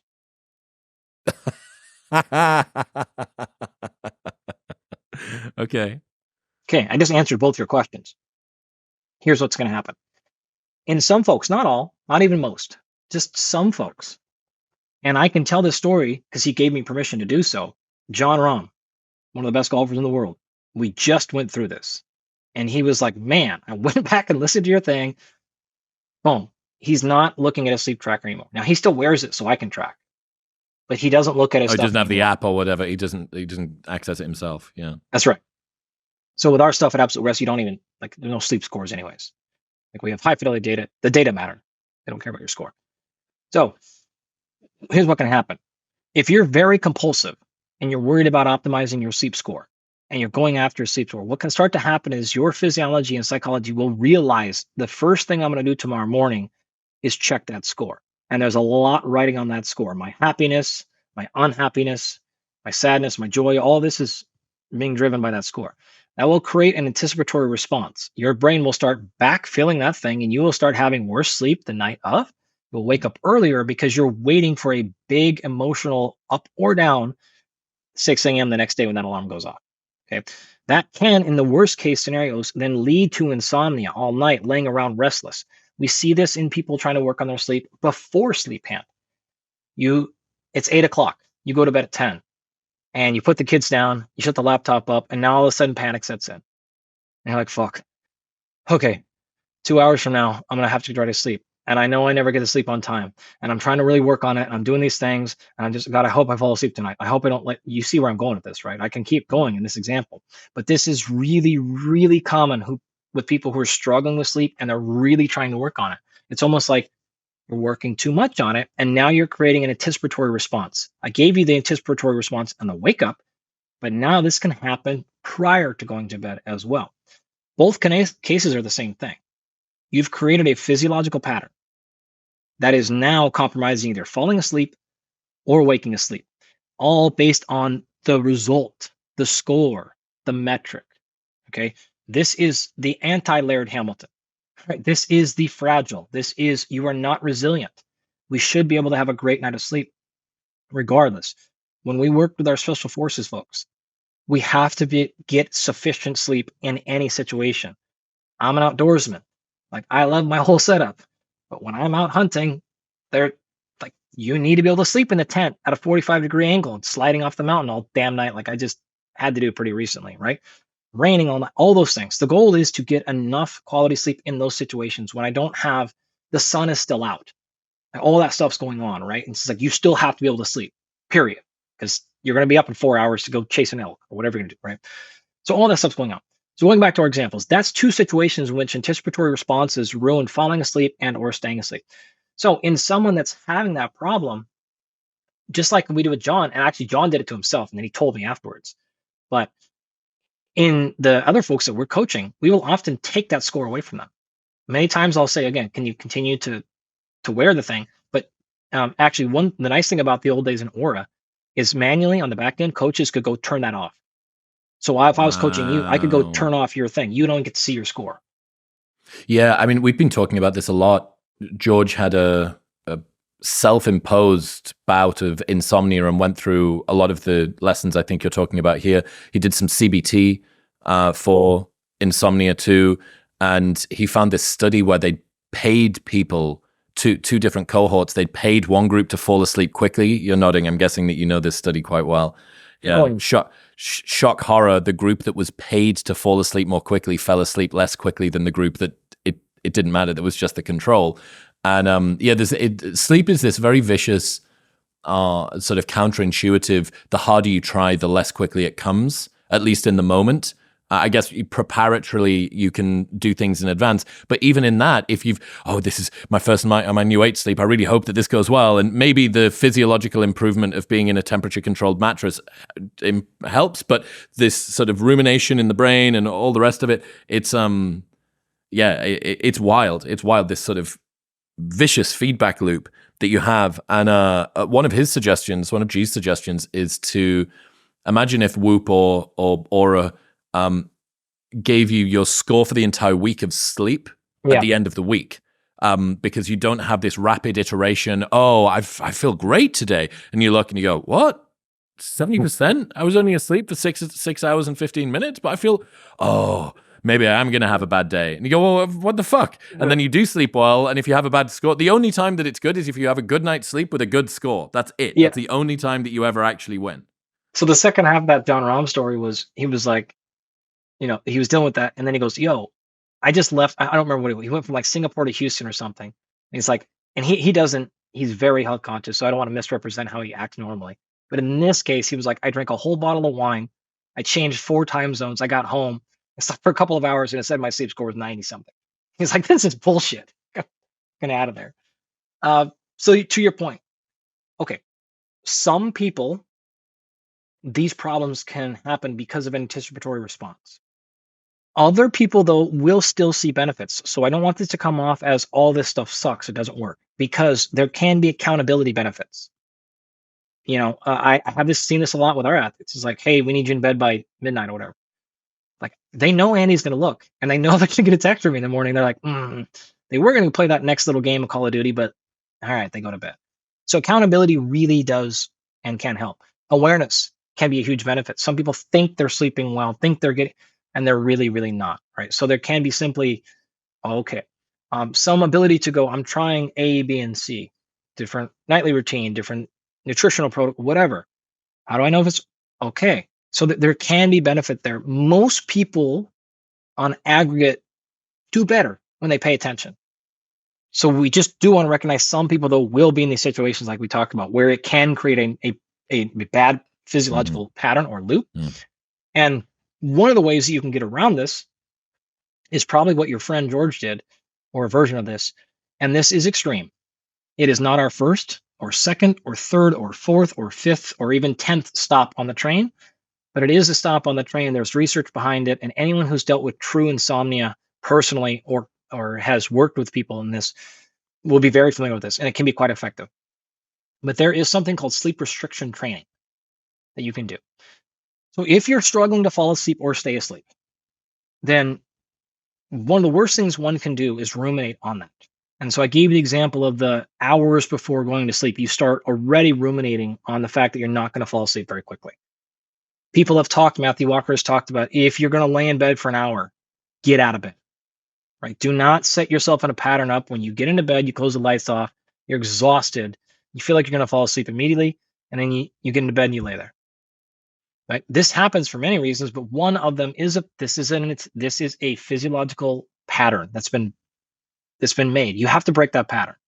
So one way to do that is you do not get into bed at all until you are ready to absolutely fall asleep. And if you're there for more than a few minutes, you get out of bed, and you just do not allow yourself to be in that position to get there. With the case of sleep restriction training, what one would do is, just one example, you could do this a lot of ways, but one example would be, you're going to set the alarm for 5 a.m. and you're not going to get into bed until midnight, period. And no matter what, you will get up at 5 a.m. and you'll get out of bed. And we're going to do that for an entire week. And what's going to happen is, well, you say that, remember, you know anybody who's ever dealt with insomnia? Except for George, not really. They're not sleeping 5 hours a night anyways. Right. So for you and I, it's like, oof. I've had kids. I've been in many hunting things. So like, sure, I don't want to do it, but this is not I'm already sleeping 8.5 hours. Why would I go do, no, dummy. Of course, don't do that. This is, I sleep for a few hours a night anyways. So I don't even sleep for 5 as it is. So great. Okay. And we're going to get up. And those first few nights that week are going to be brutal. And you may lay there for your hour like you normally do. And so you may get 4.5 hours. You might get 4. You might get 3.5 hours, and you're going to get up. Well, what will eventually happen is you will start to fall asleep quickly. And you will fill in, after 3, 4, 5 days, you'll fill in those 5 hours with a perfect sleep architecture. Because your physiology will realize we do not have any options. There's no room to get up and pee. It's like down, out, because it knows 5 is coming. It will know it's when a forcing 5 is. function. Yes. Yes, sir. It's forcing it to happen, right? And then every week you add 15 minutes back. So next week you get into bed at 11:45. You know what will happen? You'll fall asleep immediately. Ooh, we got 15 minutes early. No, you'll still. No, but that's what the body's going to think. The body's going to think, oh wow, we've got an additional little bit. We better take advantage of it. Hell yeah, it's going to go. We're so damn tired. Get in like immediately, right? Doesn't always work, but it's honestly quite effective. And then you add 15 minutes back, and then you keep backfilling until you can get to your 7 or 7.5 or wherever your, 9.5, wherever your target number is. So you can keep running on that for a very long time until is needed. And it is brutal. You can just do the math there. That's going to be 5, 6 weeks. Thank you for this. And you can't nap throughout the day. Like you can't. That's a bad thing. And so making sure one option, sleep restriction training. But the point I'm bringing up there is that really highlights how patterning matters to physiology. And so going through a 90-minute routine like your friend is nice in the sense that it does set up a nice, productive, positive pattern. But you don't want to put yourself in a position where you've optimized so much that you've lost all resilience. And so if you don't have that, you can no longer fall asleep for hours and hours and hours because things there. So while I typically will coach, it's the same with counting calories. Right? Like what? That's an abrupt change. I will categorize people nutritionally as either cooks or bakers. Okay. I'm going to tie this back in a second. What I mean by that is, do you know the difference between cooking and baking? One makes really good donuts. Good answer. Yes. Which one would make the really good donuts? Bake. Obviously. You don't cook a donut, do you? Well, you don't. No. Something's gone wrong. Okay. It's detail and precision for the most part, right? If you're baking, it's not, unless you're a really high level chef, it's not by feel, right? It is a quarter of a teaspoon, an eighth of a tablespoon. And did you say tablespoon or teaspoon? Fuck, it doesn't matter. Just throw one of them in there. Like your donut's going to be terrible. It's not going to come up, right? Baking is high precision in specific order at specific measurements. Cooking is the opposite. Cooking is what probably, I don't know you very well, but probably what you and I do. Open the refrigerator, find some meat thing, put it in a pan with some oil, add some sort of vegetable or starch or something else, and then hit it with some hot sauce and cheese and plate that shit and we're out of here, right? Like that's cooking to me and you, right? It's going to be delicious. Everyone wins. We're happy, right? Now, if you are a baker and I give you cooking-like instructions or coaching, you're going to have huge anxiety, right? If I'm like, all right, what do I want to do to get bed? Make sure you're down-regulated, to just get cool and hot and cool. No. When should I go to bed? When should I brush my teeth? What type of light? What's the wavelength? Like you want all that protocol. Okay. If I don't give you that, it's going to give you anxiety. It's going to make your sleep worse. If I don't give you that level of nutrition detail, if I go, have some almonds. How many almonds? Like there's an actual example that happened. Nothing in mind. Like it was like a panic text. It was like, doc, how many? You didn't say how many almonds. You didn't say how many. You said like a small handful, whatever. What's a small handful? And I was like, and she was like, was that 8? I was like, yeah, it was 8. How many did you have? She's like, I had 8. I'm like, oh, thank God it wasn't 6. She's like, no, it was 8. I was like, whew. I literally. This is like an actual story many years ago, right? I'm like, yeah, okay. She was a baker. Like she needed to know exactly. Other athletes are the opposite. If you're a cook and I give you that level of detail, I need you to weigh and measure every single thing. I need you to have this exact routine by this. It's stifling. It's overwhelming. It's like, oh my God, it's too much control. I don't have much freedom there. I feel like I can't do all that stuff, right? And so we want to match people's general personality trait with the type of information and the style. So some of our people are getting really rough concepts, maybe one thing to pay attention to with their sleep stuff, with their nutrition. And other folks are getting very specific timed protocols based on, if I feel like that timed protocol is going to send you into a whirl of negative, I take the details away. If I feel like the loose structure like gives you too much freedom and you make bad choices, I take your freedom away. right? So Brian Ortega is a great example of that. Like, I have to take his freedom away. I have to take everything away. He has to feel like he's in prison again. He's just like, dude, I have to have a, like, those are his words, not mine. It's just like, bro, like, it has to be, I can't have any, I want, because he doesn't want to make choices. He doesn't lack self-discipline at all. He will follow exactly what I say endlessly, but he's like, I don't want to make any choices throughout the day with this stuff. I want to train and only think about fighting. Great. Okay. Other athletes I coach, like NBA players, I don't have a single NBA player who wants to be coached like that. Not one. Like, they will be like, the hell, like, I'd get middle fingers and get fired, right? Like, it's just like, it's got to be concepts and one or two things to pay attention to per month. And that's it, right? I can name other guys, NFL guys. Some are the opposite. Some are, you know, whatever. Okay, you get the point. So with sleep, we want to think of the same thing, right? And when I brought up calories is, okay, I think it's important, regardless of whether you're a cook or a baker, for your sleep, for your training, for your mental health work, for your breath work, for your nutrition. You should start by going through a phase as a baker. You need to weigh and measure all your food for 30 days, at least once. We need to try very specific sleep routine. I need exact repetitions and video film of your lifting. How much did you get? I need all of it. Now, I don't have to do it for forever, but you really never know what's working, what's not working. I don't know if you really are calibrated. Do you really know what a spoonful of peanut butter was? Right. That's the common example up there. Same thing. We got to know. How did your sleep feel? Oh, I feel good. No. I need more detail. I need to know exactly what's going on everything. And then from there, once we've got calibrated, now we can back off if you want. I know high level people who still weigh and measure their food 20 years, and they're not even competing anymore. It's like, okay, great. Some people give me 30 days or 14 days. What's it going to take? Let me get real data. Let you get real understanding. And now we can back off and go by feel more. But you can't just start by going by feel. Dude, I talk about this all the time. It's such a... I feel like we're best friends. We are now. We are now. As long as Mike Israel can come along as well, I'm sure that'll be fine. No, that's not negotiable. He's out. It's me or him. Okay. Now. Right now. Cool. It's you. Sorry. Hey. You're not Jewish, are you? No, my kids are. All right. Oh, God, they're allowed once every other time. I need to get rid of Mike out of here. You know what? That's fair. I'll do that deal. That's a deal. I say that everybody should go through an obsessive period of productivity. Time tracking, time blocking, Pomodoro technique, because it is impossible for you to play with the rules of the game if you haven't first learned the rules of the game.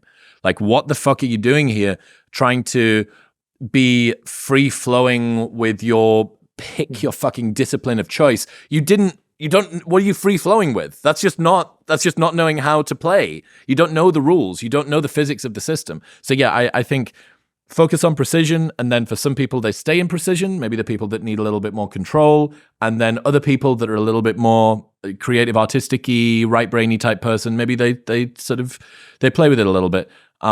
Taking it back to the enhancements for sleep, I love that idea. I love the idea about recreating the environment as best you can when you're on the road. That's definitely something that I'm going to consider.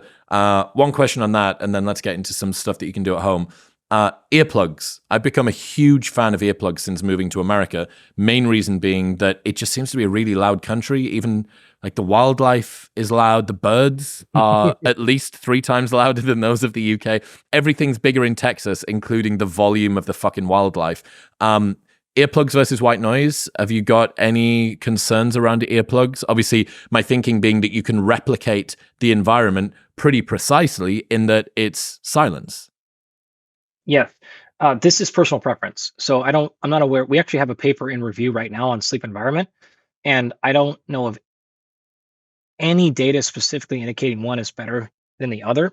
The only knocks against white noise is oftentimes it's too loud. As I mentioned earlier, 35 decibels is the limit, and you actually see sleep problems when you get above 35. So don't turn your sleep noise machine up too loud. In addition to that, there's a whole host of papers coming out on a new technology called pink noise, and that seems to be much more effective. I don't know of any pink noise machines that are available commercially yet, but you want to keep your eye on that as a plausibly better solution than white noise. We have some folks that use earplugs. One of my business partners, Dan Garner, uses them every night at home. Nonetheless, I will use them a lot hunting and in other activities, camping, because you're sleeping next to somebody who snores, things like that.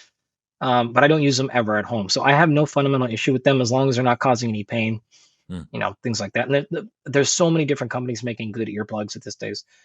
That's generally there's fine. there's a pair that I got. I tried 10 pairs from Amazon and settled on ones that are specifically for sleep, and they've got little rubber fins on them, and they're fucking brilliant. And they can just go. There's a pair everywhere in the bag that I try to take on planes, in my toiletries bag, in my house, in my bedside drawer. They're everywhere. And yeah, if push comes to shove, and the neighbors next door are having a party, or something else happens, it's just boom, everything's fixed. I honestly don't use them at home because I have 2 little kids. Security, yeah, I understand. I'm relishing in my time where I can be totally disregard personal safety because it's only me that is the potential culprit. As soon as the kids come along, it's that was jealousy out of my mouth. In case you didn't hear that, that was jealousy. It is what it is. All right, let's get back into advanced or moderate, like purple belt techniques for sleep enhancement in the home. Okay, great. So past all the top level stuff, quiet, dark. Be consistent with your timing is another one. Try to go to bed and wake up around the same time every day, plus or minus 30 minutes is what we say. Realistically, 45 minutes is where you're at. Specifically, try to keep your wake up time really consistent. That's almost always easier. Sometimes it's hard to fall asleep when you're not ready to go to sleep, but it's always easy to wake up at the same time because you can engineer that. So start there. Now, all that stuff out of the way. Other things you want to think about are extending sleep throughout the day. So this could come in one of a couple of forms. A nap. There's a lot of research. Benefits on refreshment, cognitive function, reaction time, physical force production, endurance, sport performance, all are enhanced with napping during the day. 20 to 90 minutes is the typical one. And you almost always want to be done with your naps before 4 p.m. Just a rough guideline, depending on kind of when you train. Like having a coffee too late in the day. Bingo. So what happens is throughout the day, you build up sleep pressure. And if that pressure is released too late in the night, you don't have enough time to build up back up. And this is why we're going to struggle to fall asleep. So I don't nap ever. I can't stand napping. It doesn't work for me at all. I don't like it. And so I won't ever choose that option. If I need extended duration, I'm either going to bed earlier. That's my preference. My wife, Natasha, prefer to sleep in a little bit later. I cannot stand sleeping in. I cannot stand it at all. I'd rather go to bed at 6 p.m. I'm not sleeping in. It's never going to happen. I will never nap either. What I can do though this is when a breath work, a down regulation session is highly effective. So if you can't nap, don't want to nap. I just dealt with this with we work with a lot of people who run venture capital and run things like that. And they're like, yo, we're in Manhattan office. Like I'm not fucking taking a 20-minute nap like on Wall Street. Where like, no, I'm like, okay, cool. Can we do stuff that looks like you're at your desk? And so this is, if you're watching, you're going to see me do this right now, right? You can simply be at your desk. Your eyes can be closed or open, and you can close your mouth and you can do very structured, very slow breathing. Right? This could look like meditation. This could be not meditation. It could be NSDR or not. NSDR is super easy to do. Progressive relaxation techniques. So if I'm sitting at my desk, my eyes are open, my mouth is closed, and I'm progressively squeezing the tip of my toes and relaxing it. I could have earphones in going through an actual script. I'm going to walk it from my toes to my ankles to my knees, all the way up and down my head and back down. No one even knows you're not working. Those things are not the same as sleep, but they are somewhat equivalent. You can get sleep-like responses physiologically from stuff like that, and it can be 7 minutes long. 20 is better, but I'll take. What's your favorite NSDR or rejuvenation practices? Is there a YouTube video that you keep coming back to? Is there an app that you like to follow? So we use, that's a great question. We use handful of different ones. So we will use, Andrew's got a few scripts out now that we'll use specifically where he's doing NSDR. Andrew Huberman has those. I will use, Sam Harris has an app called Waking Up. We use that a lot A ton of our people will do that, and you can just go through any number of things there. There's another organization, a company I've been a part of since the very beginning called XPT. XPT has an app that was founded by Brian McKenzie and Laird Hamilton and Gabby Reese. They have a ton of protocols. Some of the protocols are very yoga-y, sort of, that feel. And then some of them are from actual Navy SEALs or people deep in the military. So depending on which type of just voice or cadence or whatever makes you feel more than the thing. And so I will pull that thing out pretty consistently. And they have a bunch of them. They have 4-minute ones. They have 45-minute long ones. Wow. Those ones are really common. I personally don't use any of those very often. I will always do my own thing. I'm always going to lay down for that for the most part. Eyes are going to be closed. And I'm just going to do basic breath stuff, right? So like that's, for me, that is very much as simple as just regulating in and back out. And I try, it's kind of my version of transcendental meditation, where I'm not actually focusing on my breath per se, but all I'm paying attention to is breathing. And I don't care what the cadence is. I don't actually count because I don't want to be actively engaged in that. I'm just worrying about chilling and chilling. And any thought that comes in my head, I push out. I just want to be neutral. I don't want anything going on. So it's kind of like the opposite of focusing on breath. It's the focus on nothing. If my mind drifts, it's fine. But then we just come right back to this is your Zen time. If I'm really not able to do that, which is very often, I'm going to do that outside. So what that means is I'm going to walk, and I'm not going to have headphones in. I'm not going to listen to podcasts. I'm not going to listen to music. My mouth is going to be closed. I'll probably take in the dogs, and we're going to walk. I don't know where I'm going or how long I'm doing, and I'm doing the same thing. Mouth is closed, breathing through my nose, and I'm very much intentionally not working. That little bit of arousal reduction is insanely powerful for me personally. I can't speak to anybody else, but for me, given the fact that I don't think I have any more work than anybody else has to do, but I just have it in so many different areas. I like oftentimes feel like I just can't ever get out of it. And so I just need some time where I can just be like, you're not doing anything. You're not doing research. You're not doing coaching. You're not worrying about your companies. Nothing right now. And that can be 7 minutes, 6 minutes. It can be one lap around the block. But that is given that you're also trying to get sleep, you're trying to get your step count in throughout the day. You're stacking that on top of it. You're getting a little bit of sunlight. You're locomoting. You're moving your eyes from left to right. Your ocular focus is being changed as well. Yeah. Passive gaze, whatever it's called. All of that stuff is like bing, hearing bing, is bing, all bing, changing. bing, bing. Totally. Yep. So like neurologically, I don't even count that to my step count stuff. I'm simply doing it as a mental reset.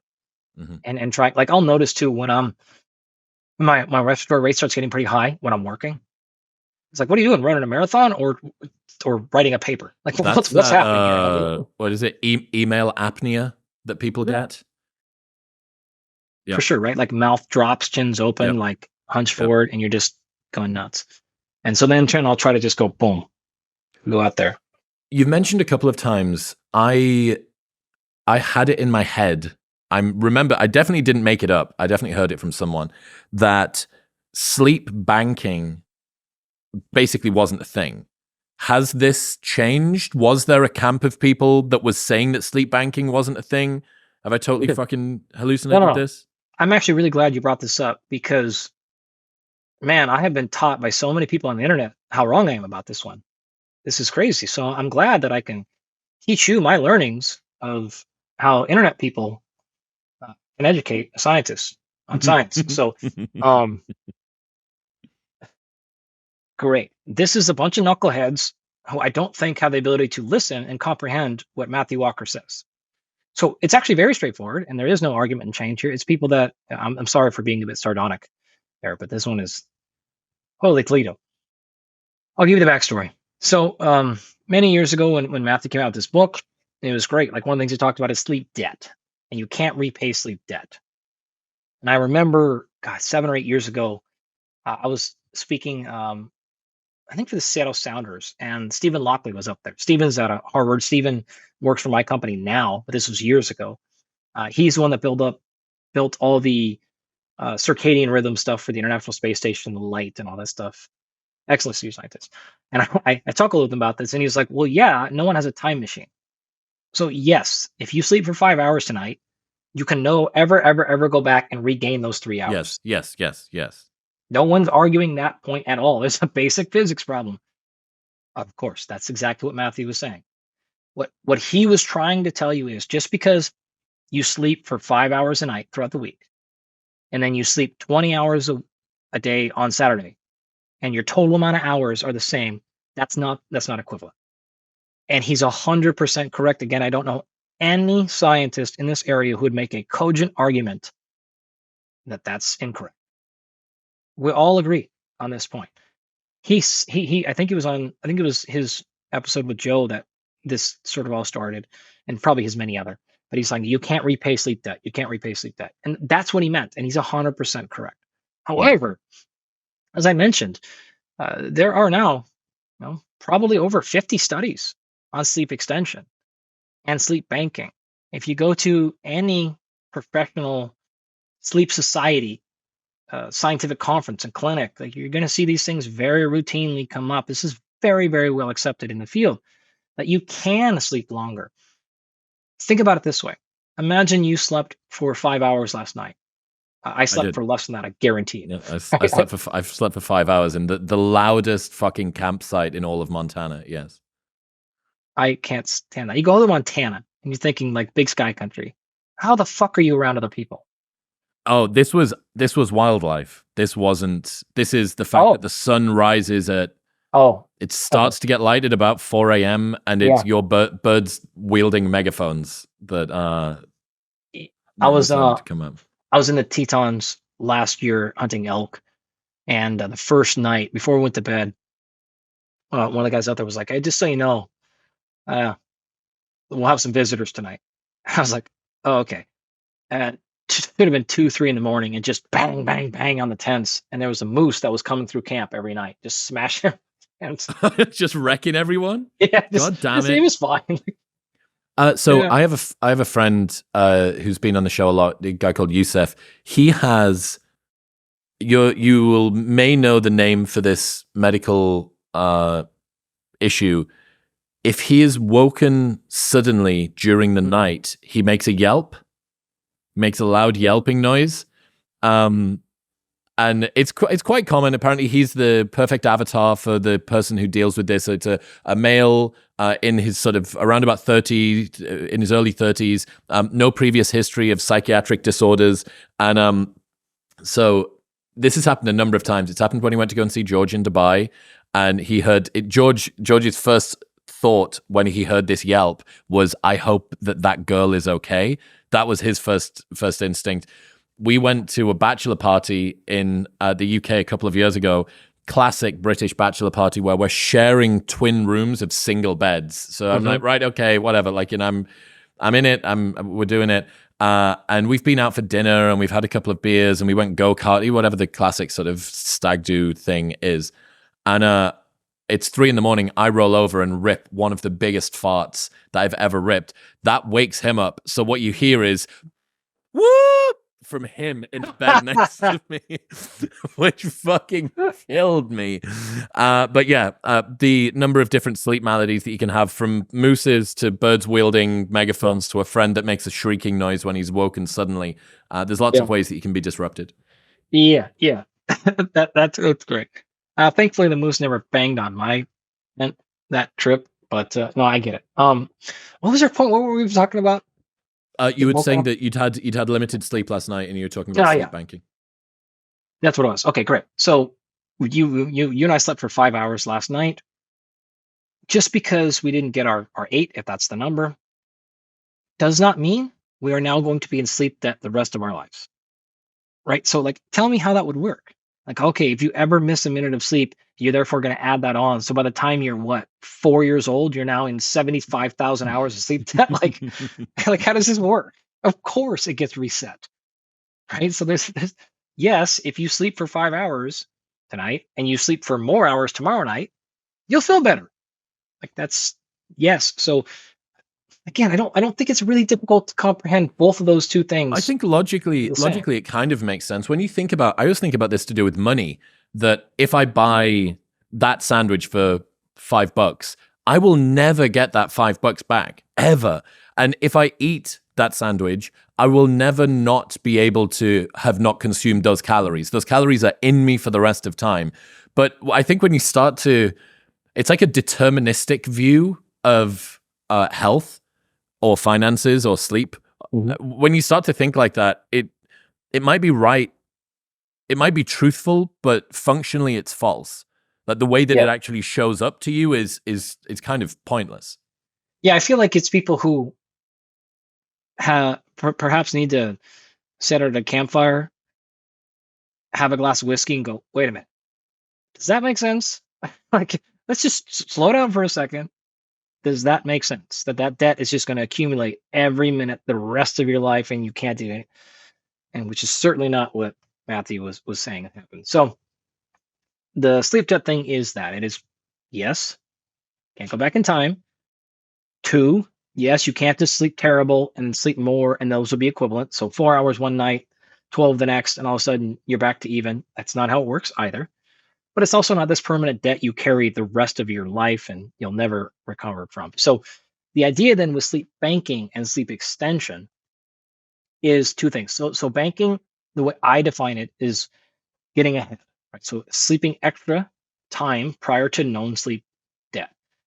Extension is just simply adding more time throughout the day. So these are the studies that have taken people and said, you're already sleeping, again, 8 hours. Can we get you to 9.5 or 10?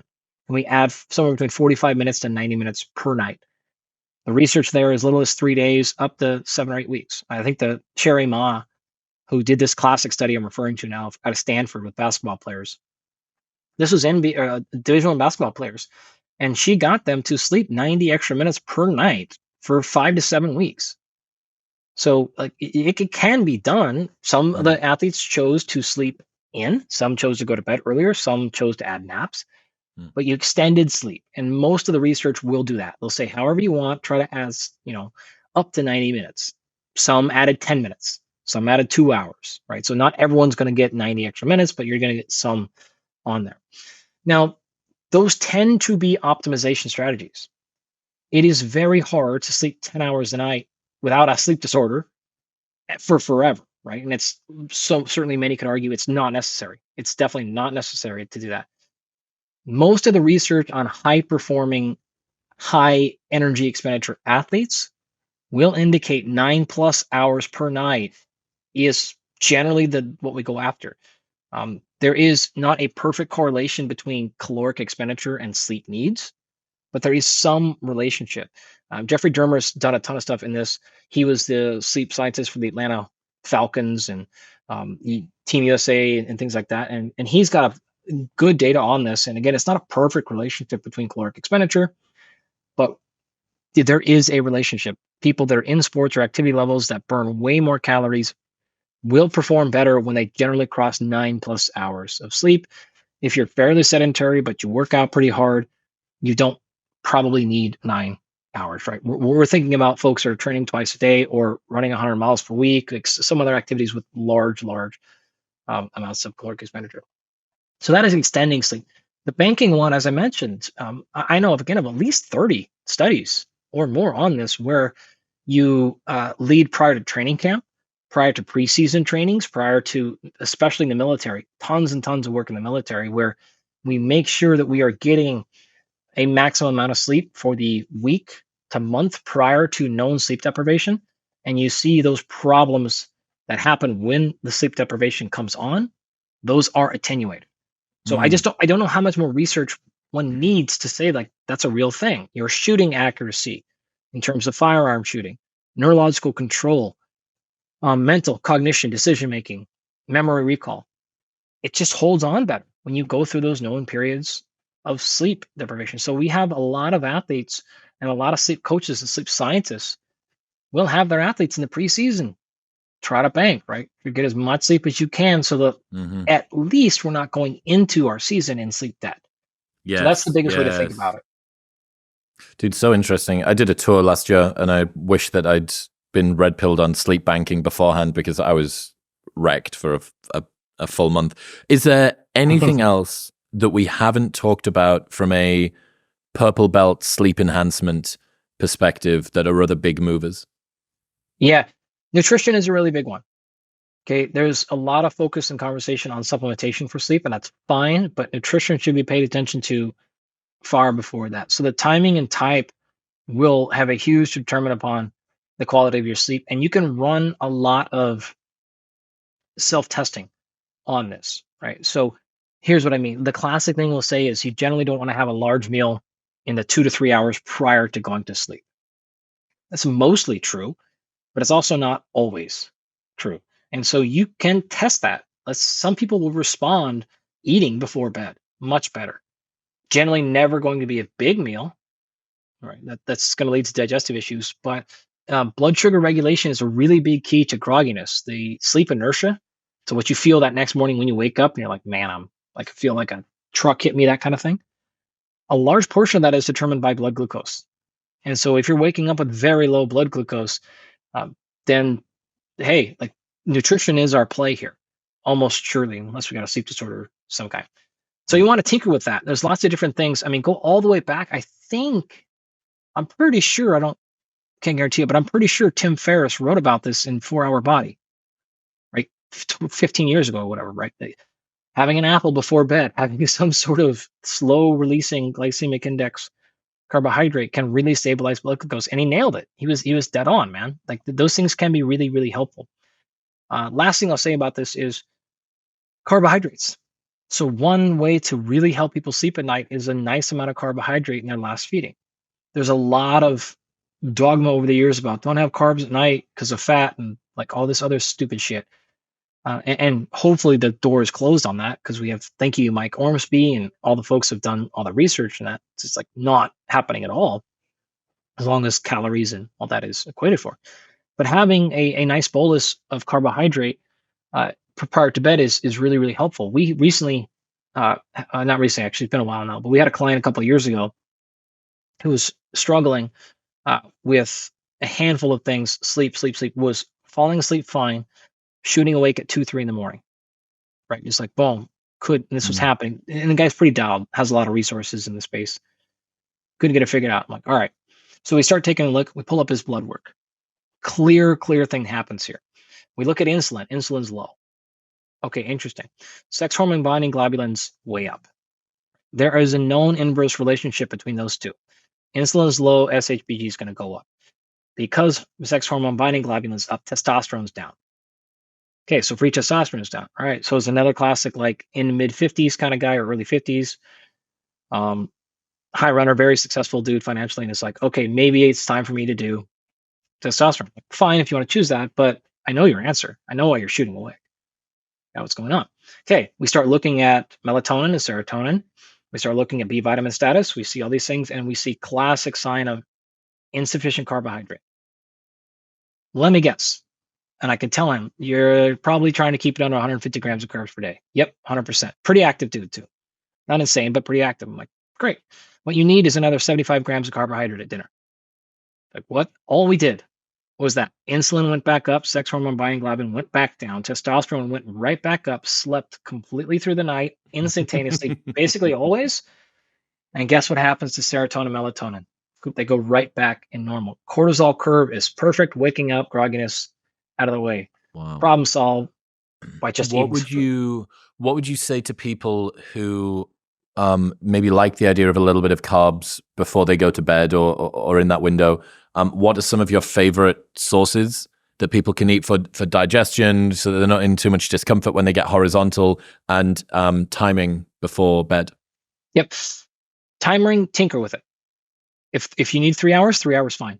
If 2 hours is fine, if an hour is fine, whatever it is, start at 3 and work your way back if you have to. Now, we end up dealing with a lot of people who 3 hours is not an option because they're training twice a day, or again, they're playing a game at night. And then it's like, okay, great. Game got over at 10:30. And now you want me to have dinner when? And then go to bed when? So then I'll have dinner at 11:30.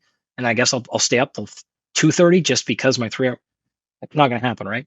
So we don't always have that. But tinker with it. Start at 3, work your way back if you'd like. You can also then try a very small snack right before bed. And by right before bed, that could be 45 minutes before bed, right? Whatever it is to you. I will eat pretty much like right before bed a lot, and I'm just fine out of it, but not everyone necessarily will. So timing wise, 3 hours is a fine starting place. Adjust as needed and see what works for you. In terms of amount, almost always, if you're having some sort of starch, rice, potato, whatever sits well with you, quinoa, if beans sit well with you, great. Like what are the natural more starchies? Fruit is fine. There's a lot of research on kiwis. Kiwis are very effective for helping people fall asleep. So that's another great way to fruit to try. This could be your before bed snack. Kiwi could be part of your dinner. You could try it that way. So don't be scared about fruits with dinner, fruits in the evenings. We will do that. In fact, if we're trying to manage carbohydrates, oftentimes we'll restrict them during the day or in the morning and put more at night. Better recovery, better sleep, feeling better, and you'll feel just as fine the next day. So those would be the types as well as the timing that I would start people with. Fuck yeah. Andy Galpin, ladies and gentlemen. Dude, I've been, absolute headshot today. I love it. I had 10 things I wanted to talk about, and we spoke about VO2 Max and sleep for 2 and a bit hours. And I couldn't be happier. Dude, you're great. You're really, really fantastic. I can see why Rob and Andrew pushed you to get cracking, because I think it's a much needed rebalancing to some of the sort of in the weeds deep stuff. And I think you're fucking great. So where can people go? They want to keep up to date with all of your things. They want to check out your stuff. Where should they head on the internet? Yeah, obviously the podcast is the best place. Perform with Dr. Andy Galpin is the name of that. And like I said, only 10 episodes there. So that's season 1. Should be able to get through it all. And then maybe if those guys can talk me back into season 2 next year, we'll come back for another round. But that is up and live on all your podcast places and YouTube as well. And then on Twitter and Instagram of Dr. Andy Galpin are the easiest place to find access to that. I pretty much use those for science communication exclusively. So that's where we'll put out all of our stuff. And you can go from there to find all the links to Absolute Rest and our blood work company, Vitality, and our coaching programs at Rapid, and all those things are pretty easy to find. So we got it all. Hell yeah. Dude, what a good first little foray into becoming best friends. Yeah, man, appreciate it. We're going to get we'll connect afterwards here, and we'll make sure that sleep is getting truly dialed into you, because I'm not fully convinced you're there. Okay. All right. Dude, thank you so much for today. All right, man. Good to connect. If you enjoyed that episode, you will love a selection of the best clips from the podcast over the last couple of months, and it's available right here. Go on. Give them a watch.